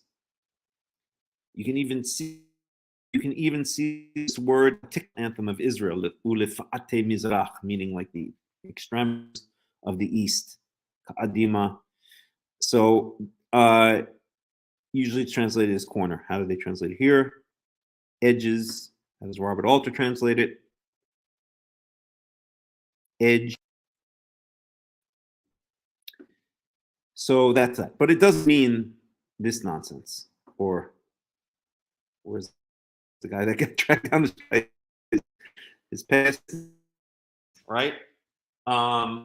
It just means that for ritual, and I guess maybe you can extend it for general, but it's morning rituals, right? It just avoid these pagan morning rituals where you mutilate your body, right? I mean, the pagans, they did all kinds of things, right? It's all kind of related, right? They sacrificed their children to God because to gain with their gods, right? When they thought their gods were angry or not favoring them, and war came and they thought their gods were angry with them, they thought the only way to appease these angry gods was really willing to sacrifice, in the literal sense, to their God or for their God, and take even their children and sacrifice them to gods, right?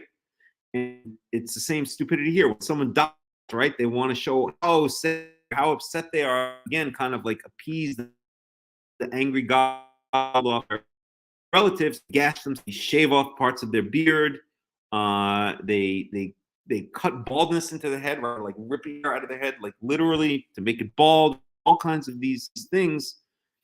Express like to appease angry God, right? And so really comes down kind of false philosophy, right? That the gods are angry philosophy, right? Appease the angry gods. Our children in fire. We've got to mutilate ourselves because we put death into this world, right? It's just so non-Jewish. It's so Tanakhic because in the Jewish concept of it, God is not, and yes, occurs in a sense because God is angry, right? So if war comes to people, it's because he's angry with people. We just in Amos chapter 5, where Yahweh predicts that the Babylonians, or says through Amos in Jeremiah, that Babylonians are going to destroy Jerusalem, right? So God can get angry, but God is not fundamentally angry.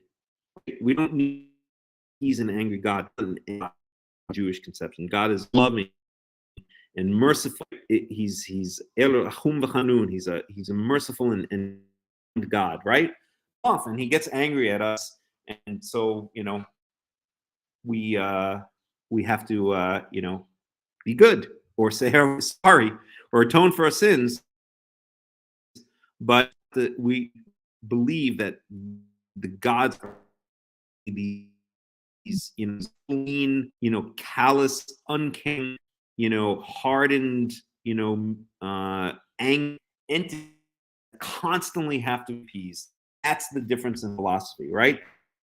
That's and both the molechship and the mutilation, the death to that is funny, angry, don't give a damn about you.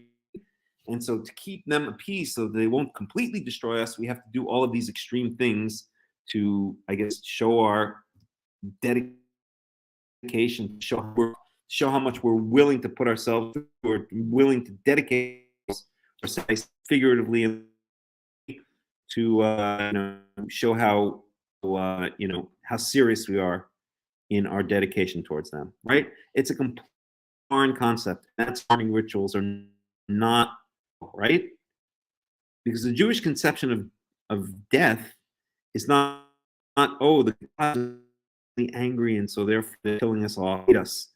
The Jewish concept of death is God would love everyone to live forever.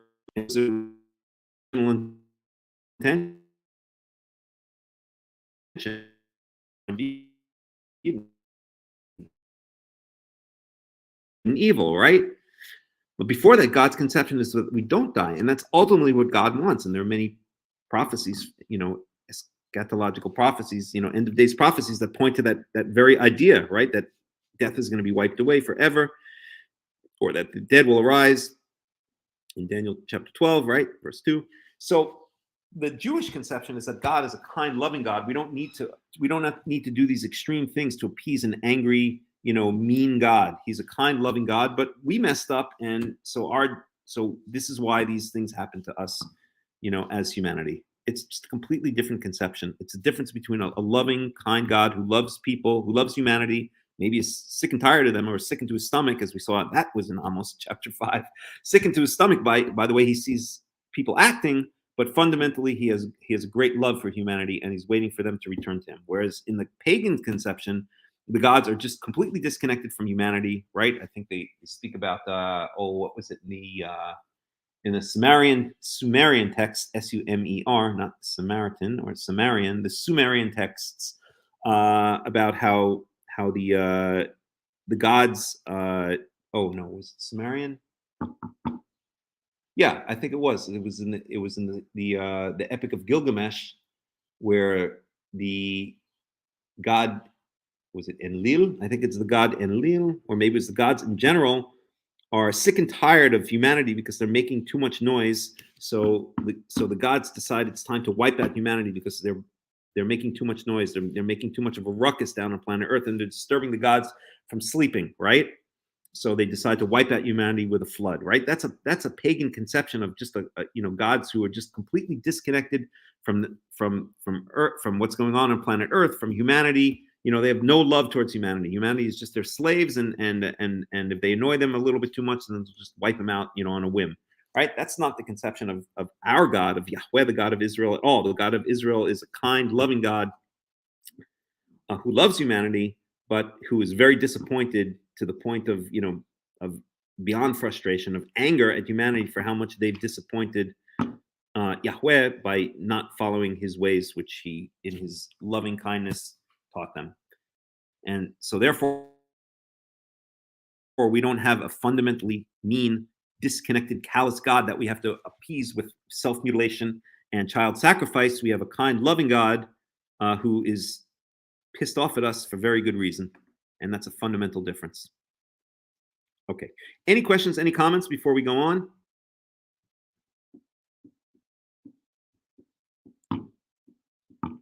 Anybody? All right, we're going to go for about another, 20 minutes or something like that. Then I'm going to call it a day. It's been a long study, as they all are, but a good one. So, right, we're going to go on to verse 6. Kedoshim yi'u Elohehem.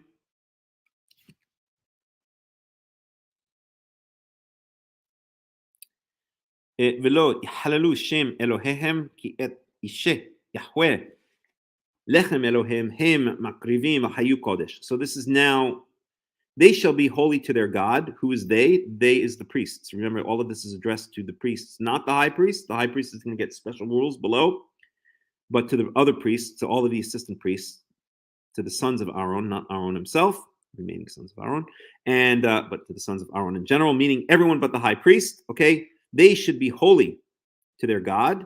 V'lo yahalalu et shem Elohem, and they should not profane, they should not disgrace the name of their God. Ki et ishe Yahweh, et ishe Yahweh, lechem Elohem he makrivim, because the fire offerings of God, basically the sacrifices of God, which is the food of their God, or the fire offerings of Yahweh, which is the food of their God, him makrivim, they are not sacrificing, they are offering, right? Mayu kodesh, and therefore they must be holy. Okay, so why they have to remain holy? Because they're in contact with the sacrifice, right? They're the ones who are responsible for providing the sacrifices or performing the engaging the sacrificial system for God. They're feeding God basically. So they have to, quote unquote, not literally, right? But it's kind of like literal but not literal, right? They're feeding God his meals, so they have to remain holy, right? They have a special closeness to Yahweh on a day-to-day basis that the rest of Israel does not have. So they have special rules, okay?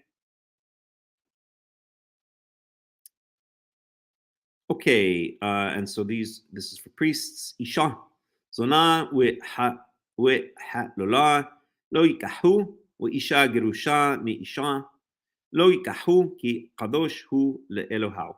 So now this is restrictions on the type of women they can marry, right?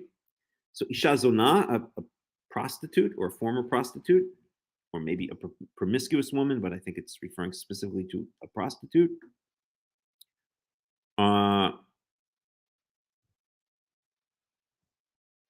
Robert Alter says, a woman degraded is a whore.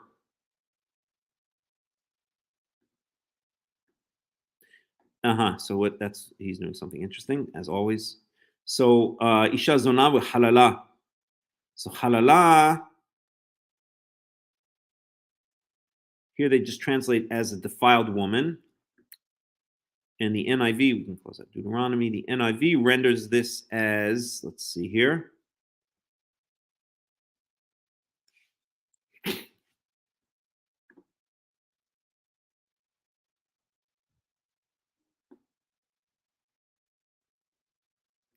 Okay, defiled by prostitution. And Robert Alter gives it, okay, degraded as a whore. So that's the way they're understanding that word halala. Okay. Everett Fox.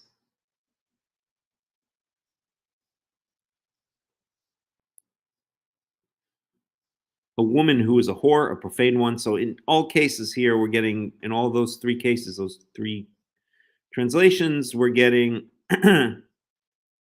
basically the idea that it's a zonah halala, that it's not two different types of people, not a zonah, not a prostitute and a profane woman, but a zonah halala. So isha zonah halala, so a woman who was a prostitute and profaned because of it, okay?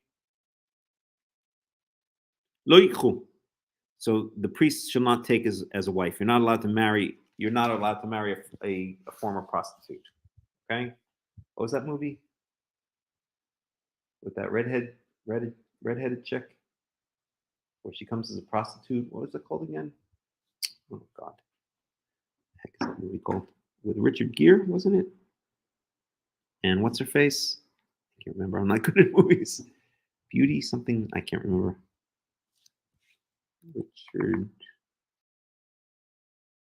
then he falls in love with her, Gear, and redheaded woman movie. See what it's about. Oh, that was it, right? Pretty Woman? That was it. Pretty Woman, right? Okay. So in Pretty Woman, wasn't the story Pretty Woman movie?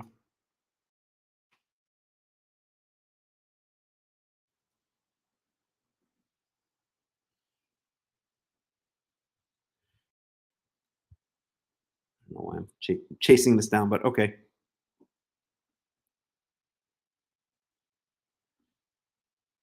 The film story centers on Hollywood prostitute Vivian Ward and wealthy businessman Edward Lewis. Julia Roberts, that was her name. Vivian is hired to be Edward's escort for several business and social functions, and their relationship develops during her week-long stay with him. The film's title, Pretty Woman, is based on blah, blah, blah, blah, blah, right? So that's that would be a no-no if Richard Gere's character were a priest, right? He couldn't marry this former prostitute because she had defiled herself. What did it get on Rotten Tomatoes? I'm just curious.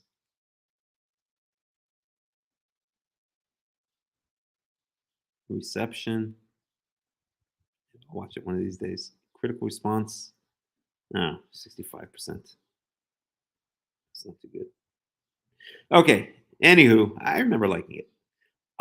So that's a no-no, right? If Richard Gere's character were a priest, then okay. So a former prostitute you can't marry as a priest. Isha grusha meisha, a woman who has been sent away from or divorced from her husband. So a divorcee,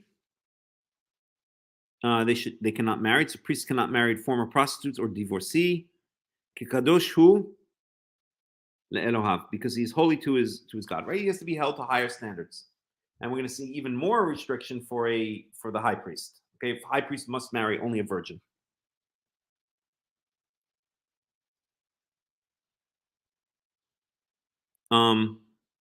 Ukidashto.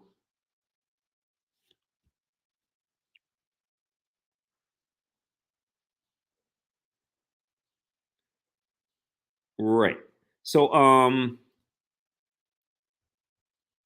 and again, kind of a replay of the verse we saw earlier. Vikidashtoki et lechem Elohecha, and you shall make him holy, or you shall keep him holy, because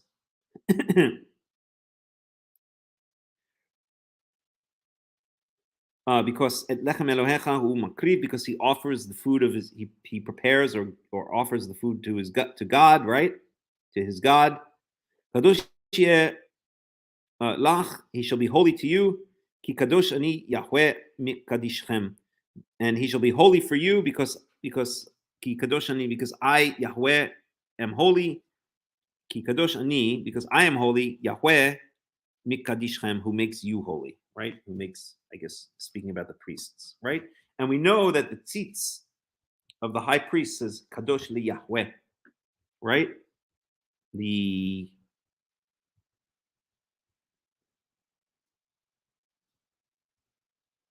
Let's see, high priest.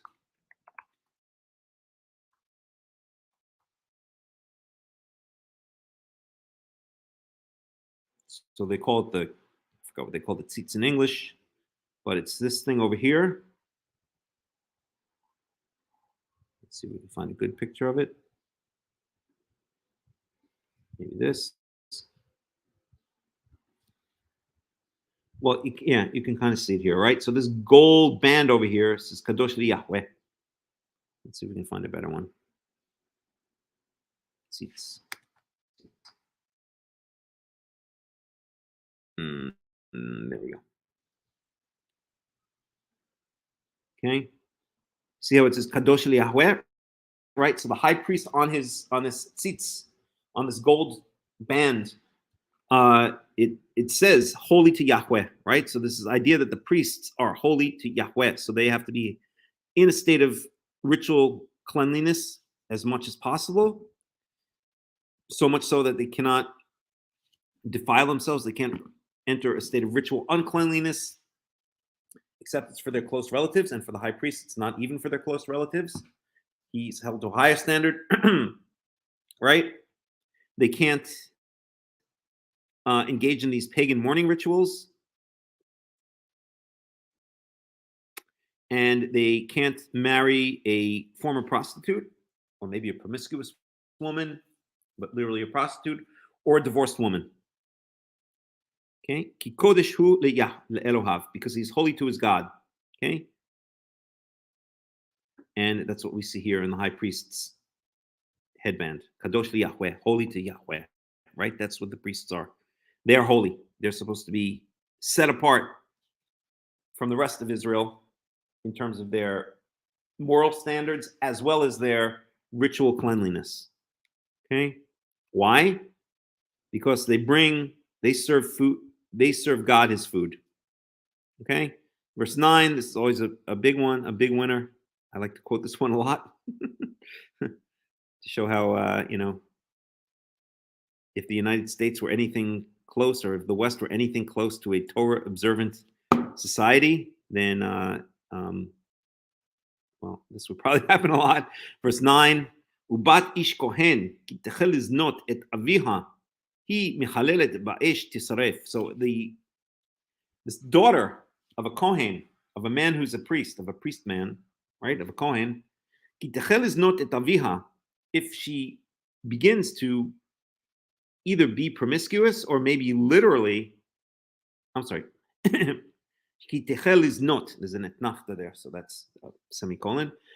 Ubat ishkon ki techel iznot, and the daughter of a priest, if she should begin to sleep around or perhaps actually literally become a prostitute, you can look at some of the commentaries.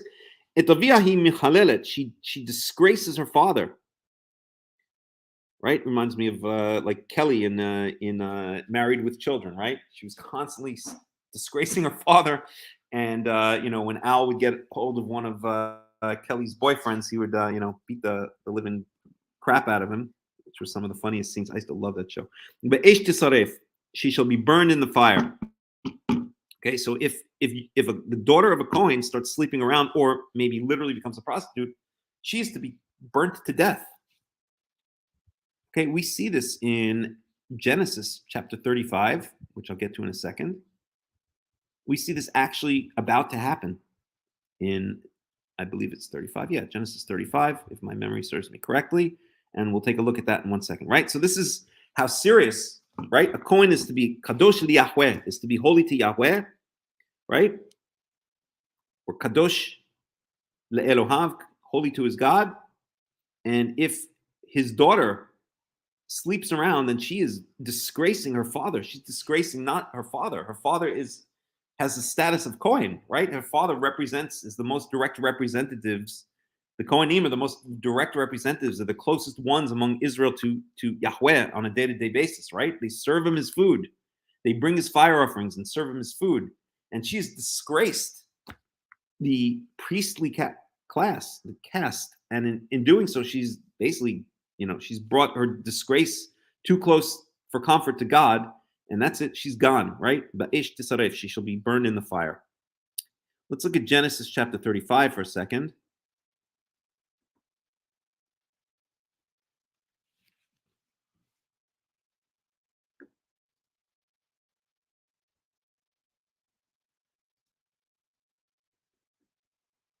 Yeah, great deterrent. You could say that again. Honey, be back by 10. Oh, you're not going to be back by 10? Then we're going to burn you in the barbecue out in the backyard tomorrow. Okay, Dad, I'll be back by 10. Okay, Genesis 35. Yeah, that is quite a deterrent. So we have the story here of. Oh, is it not 35? I could have sworn it's 35. Wait a second.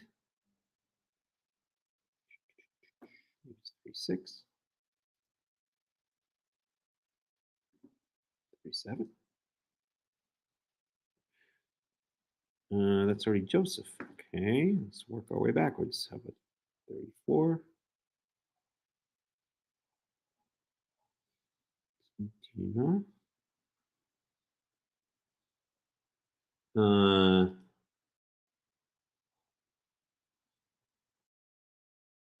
Wait a second here. I'm getting confused. No, it's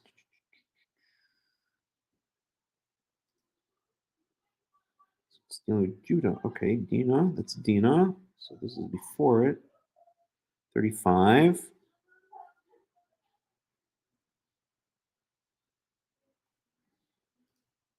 36. 37. So now we're already up to Joseph. Okay, I'm having a mental block. Here it is. Okay, Genesis 38, Judah and Tamar, right? So I'm not going to go through the whole story, but you know that Tamar, who was the wife of Judah's firstborn heir, who then died and then became the wife of Onan, and he died because he did not want to give her children. And then Tamar, then there was a third son of Judah named Shelah. And so Tamar is waiting around for Shelah to grow up so that she can marry him. And then meanwhile, her biological clock is ticking, and she's getting really impatient. So she dresses up as a prostitute, right? Where is that? So here, verse 13, I'll just read the English one. Tamar was told, your father-in-law is on the way to Timnah to shear his sheep. She took off her widow's clothes, covered herself with a veil to disguise herself, and then sat down at the entrance to Einayim, which is on the road to Timnah, for she saw that blah, blah, blah. When Judah saw her, he thought she was a prostitute. This is Tamar. This is his daughter-in-law, right? Waiting for the third son Shelah, or to be married to the third son Shelah, because that's the way, that's Yibum, that's levirate marriage. For she had covered her face, not realizing that she was his daughter-in-law. He went over to her by the roadside and said, come now, let me sleep with you, right? And then we have the whole story.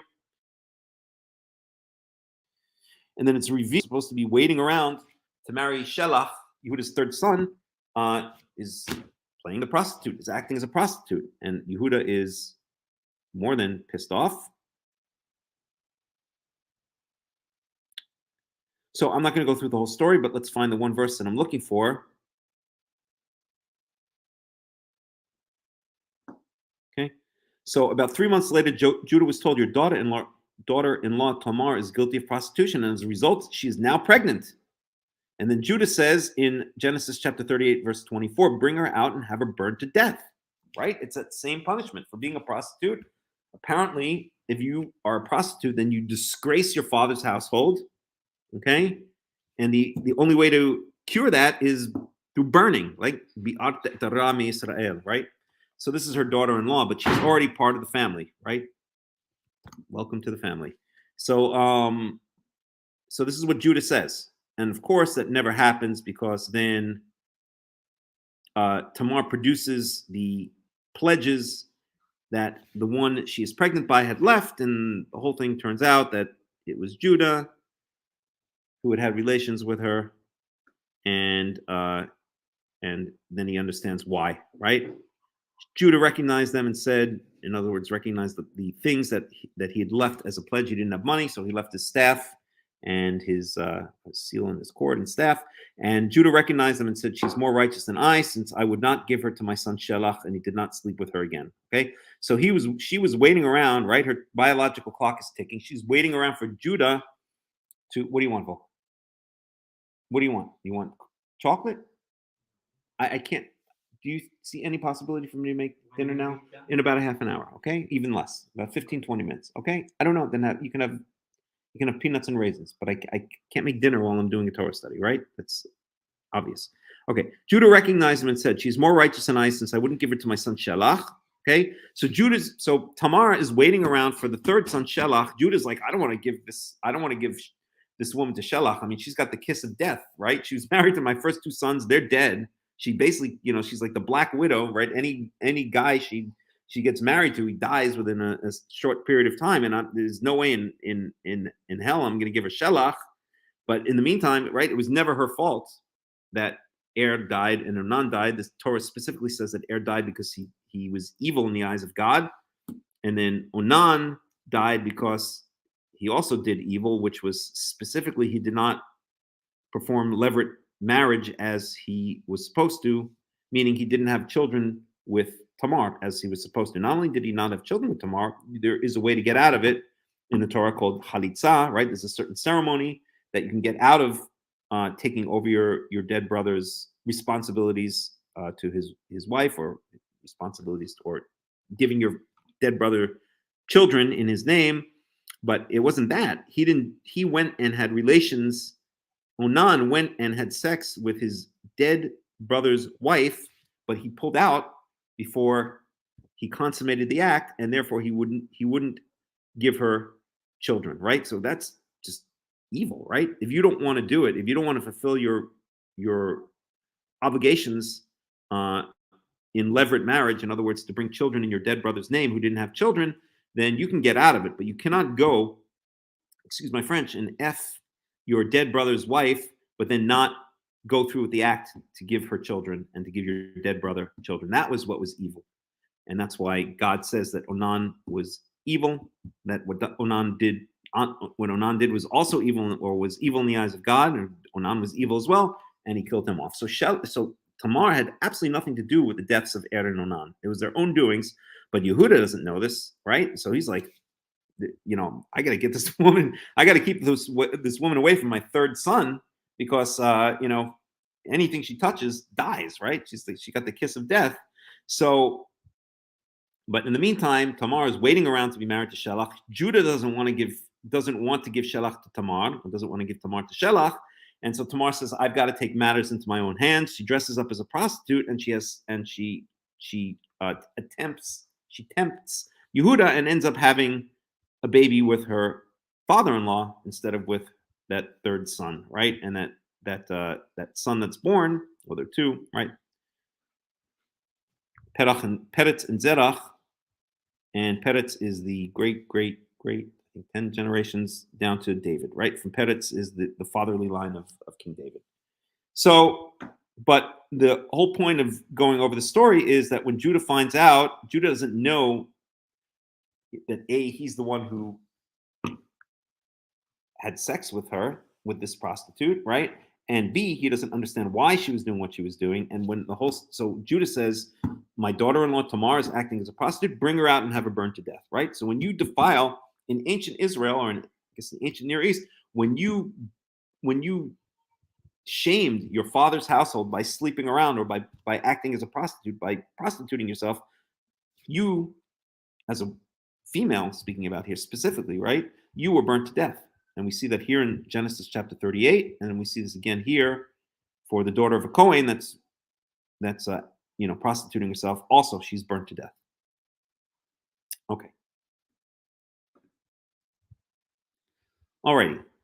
Any questions about that? We're going to go a little bit more, and I'm going to stop within about 10 or 15 minutes because the time has come. The time has come. I don't know why I'm doing all these American references today. I guess I'm getting sentimental over my American days.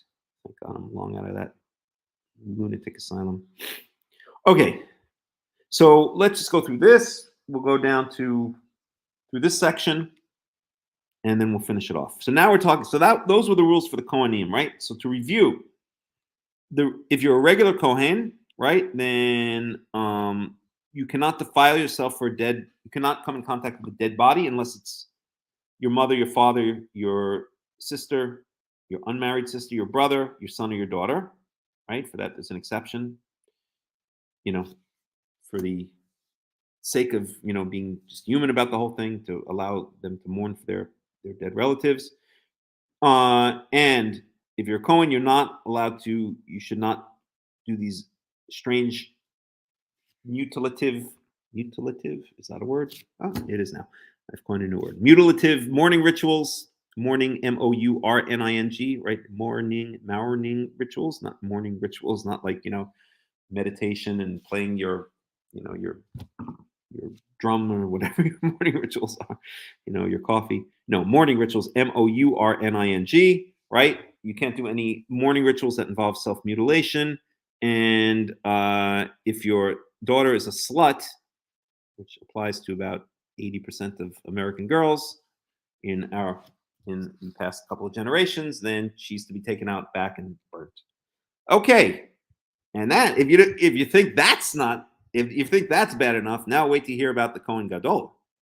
Okay, so the Kohen Gadol, that's the head Kohen, right? That's Aaron himself in that generation.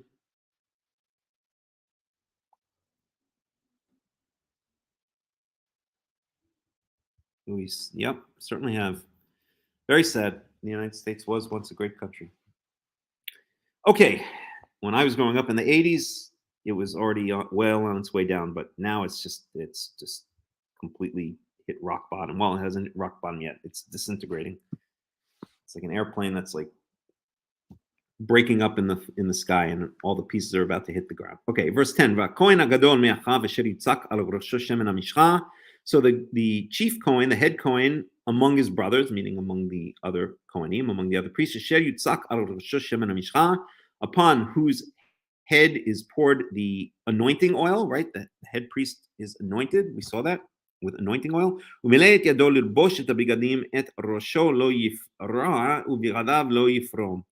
So who fulfills the and who fulfills his role, or who takes on the role of wearing the bigadim, meaning the priestly garments, basically who fulfills the role of wearing the priestly garments, those special priestly garments that we saw, right?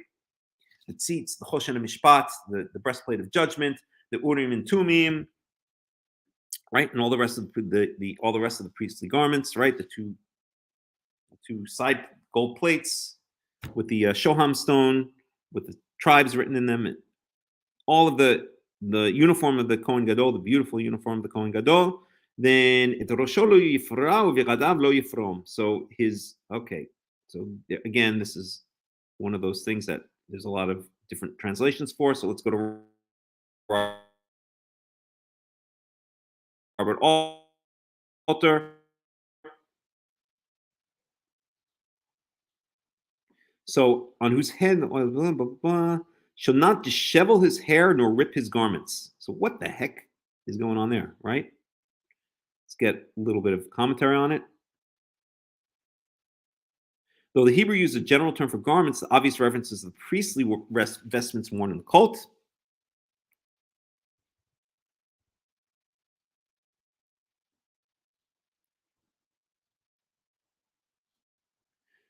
Right. So this is perfect. I hadn't even thought of that, but that's what Robert Alter is saying is now that he mentions it is obviously now it makes perfect sense. Okay. So it rosho lo yifra. Okay. It rosho lo yifra uvigadav lo yifrom. So this is speaking about morning rituals. Okay. Let me just read the Robert Alter on it. It'll become much clearer than if I try to. Okay. So dishevel his hair nor rip his garments. So he's not allowed to do that. So first of all, the garments. So regarding ripping his garments, though the Hebrew uses a general term for garments, the obvious reference is the priestly vestments worn in the cult. And dishevel his hair nor rip his garments, gestures of mourning permitted to those who are not the high priest. The verb chosen for rip, param, neatly alliterates with para, dishevel. So he's not to. Basically, permitted mourning rituals, unlike the self-mutilation, is to, like loosen your hair. We see this in a number of places. Like, for instance, when Tamar, not the Tamar we just mentioned in Genesis chapter 38, but the Tamar, who is the brother of the sister of Avshalom, the son of David, when she is raped by Amnon, another son of David, then she loosens her hair, right? She lets her hair loose. It's a mourning sign, right? After she loses her virginity to her half brother. Okay, so that's what it's talking about here, right? So the high priest, a mourning ritual, right? An accepted mourning ritual is to rip your garments. Jews still do that today, or to like mess up your hair, right? Take off your hat and let your hair like just mess it up or let it loose, right? And so for the high priest, this was not permitted at all, right? Because he's wearing the priestly garments. Okay.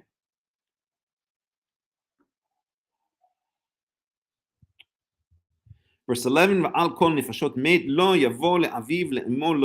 so we saw above that for the regular priests, we're going to have to end pretty soon, for the regular priests that one of the regular priests is not allowed to enter a state of ritual impurity by contact through the dead, with the exception of his next of kin, right? Or his close kin, his mother, his father, his son, his daughter, his sister, his brother. Okay? For the high priest who's wearing those special priestly garments, even for his own father and mother, And this time, interestingly, it doesn't say mother and father. We saw above it said mother and father. Here it says it's father and mother.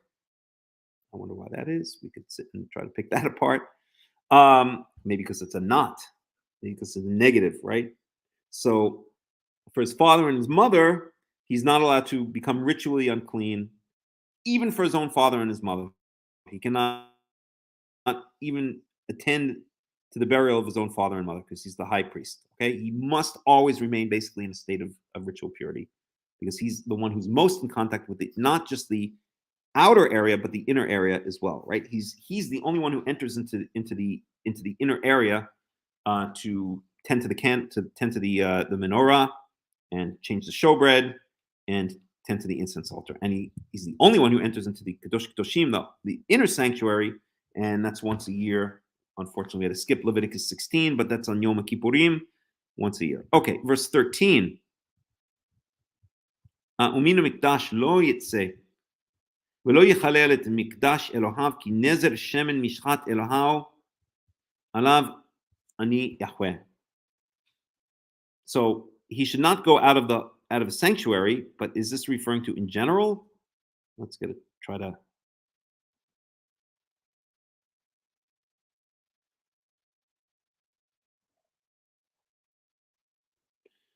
And we don't get an explanation by Robert Alter.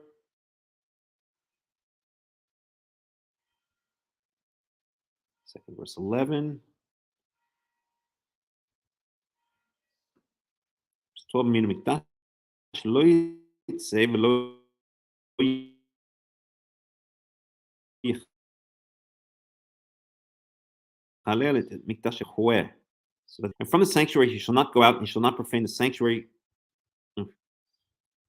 of his God, for the mark of his God's anointing oil is upon him. I am Yahweh. So I don't know what that means. He shall not go out of the sanctuary. Robert Alter doesn't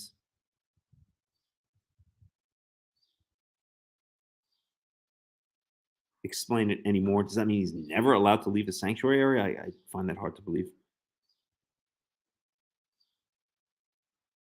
I think it means in the context again of mourning, right? But we have to sit and look it up, and I'm not going to do that now. Okay, it's one of the verses that has always puzzled me, to be quite honest. Okay, verse 13. Vehu isha v'tuleha yikach. So he's only allowed to take a virgin woman, right? So we saw that a regular priest couldn't marry a former prostitute or a divorced woman, but that leaves still a lot of options. For instance, a widowed woman, right? A woman who was a prostitute or who's divorced, she has at least some culpability, right? Some, right? But a woman who's widowed, she's done nothing wrong unless she killed her husband. And then we have another problem on our hands. But assuming she wasn't the one who killed her husband, then she's done nothing wrong. Her husband died, right? So she's not considered forbidden to a regular priest, right? But to a high priest, even a widow would be considered forbidden, right? He's to marry only a virgin. And here we have that delineated.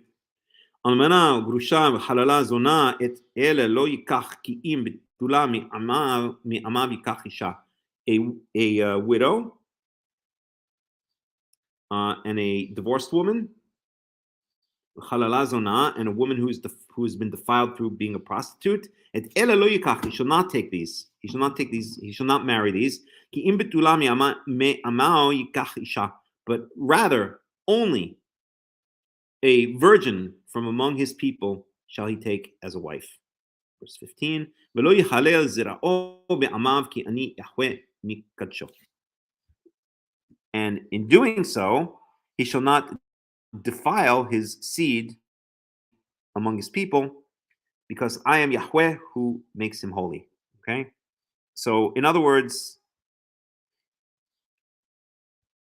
since he's the Kohen Gadol, let's just see something here.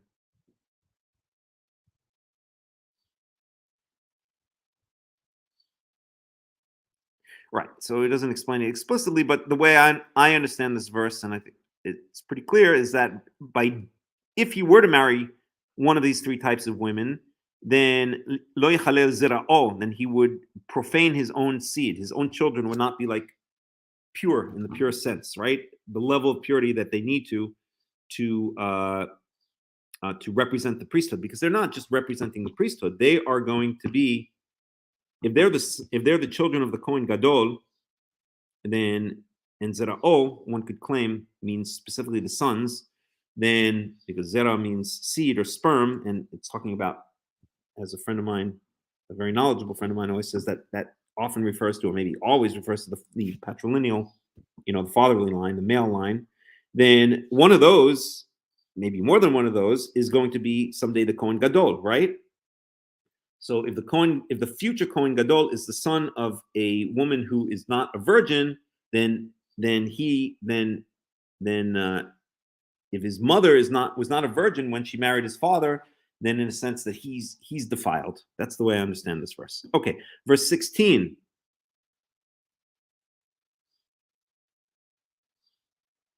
So, right.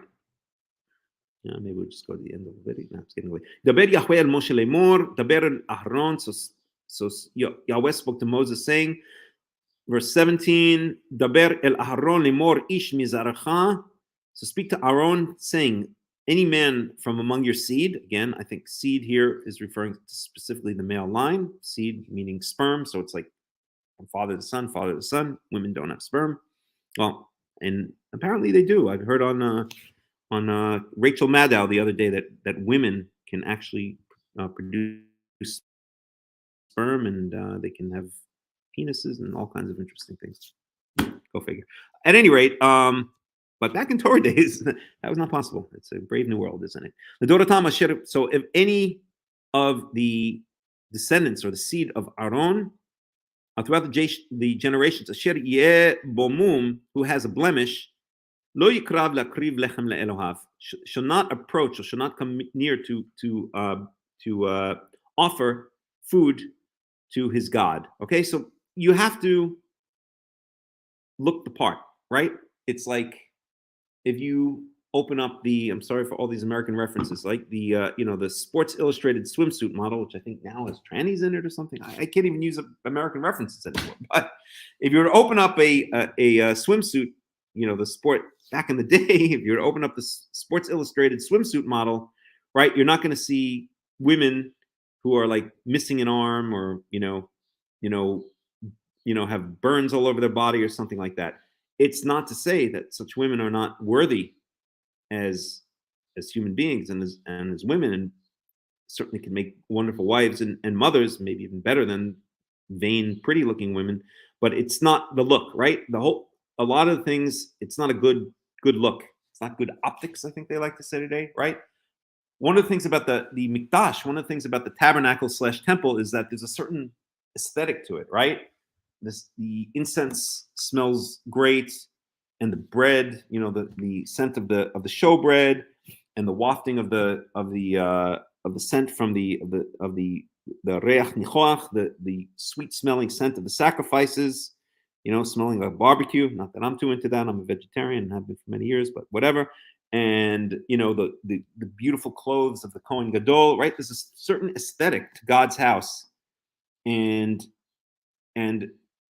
a Kohen who has some kind of visible blemish would ruin that aesthetic, right? So maybe they could take on other roles, but they couldn't serve in the house, or at least they couldn't bring the sacrifices, right? They couldn't be involved directly in the sacrificial system. And then it goes on to specify the different types of blemishes, and I'll just read through this and then we're going to end. Okay, I'm not going to give any commentary here. We'll just read through to the end of Leviticus 21, and then we're going to end it. Okay. All right. Oops. Ki kol ish asher bomum lo yikrav ish iwer o pisah o harum o sarua o ish asher yeheh bo shever rachel o shever yad o giben o dak o tibulal o garav o yalefet o maroch ashech. Kol ish asher bo mum מזרע אהרון הכהן לא ייגש להקריב את אישי יחווה מום בו את לחם אלוהיו לא ייגש להקריב. So anyone with a blemish shall not offer sacrifices. לחם אלוהיו מקדשי הקדושים ומן הקדושים יאכל. But he's allowed to eat the holy foods. He just cannot bring the sacrifices, right? It's not a good look, right? If he looks like Quasimodo, right? If you had a whole bunch of like, like that scene in more references. What was it? Total Recall, right? When they go to Mars and you have all those like freaks, right? It's not a good look for the Beit HaMikdash.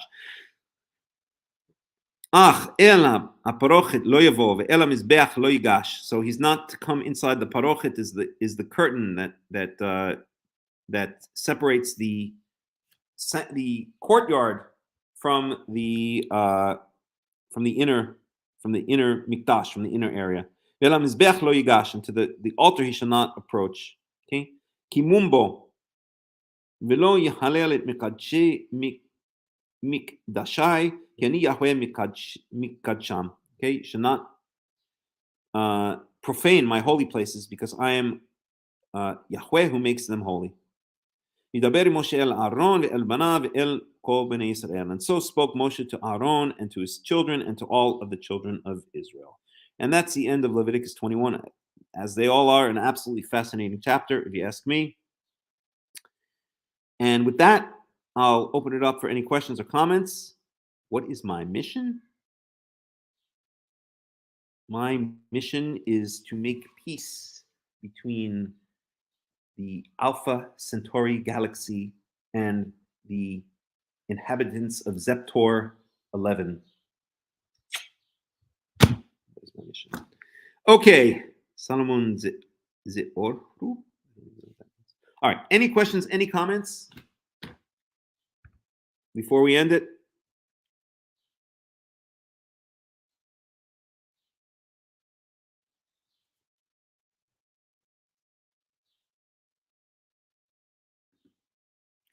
You're welcome, Phil. Always a pleasure to have you. Please spread the word.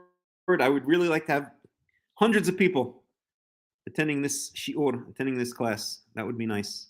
So spread the word, everybody, please. And I will see you all be'ezarat Yahweh, with the help of Yahweh. I will see you all next week. So I wish you all a Shabbat Shalom and a Shavua Tov.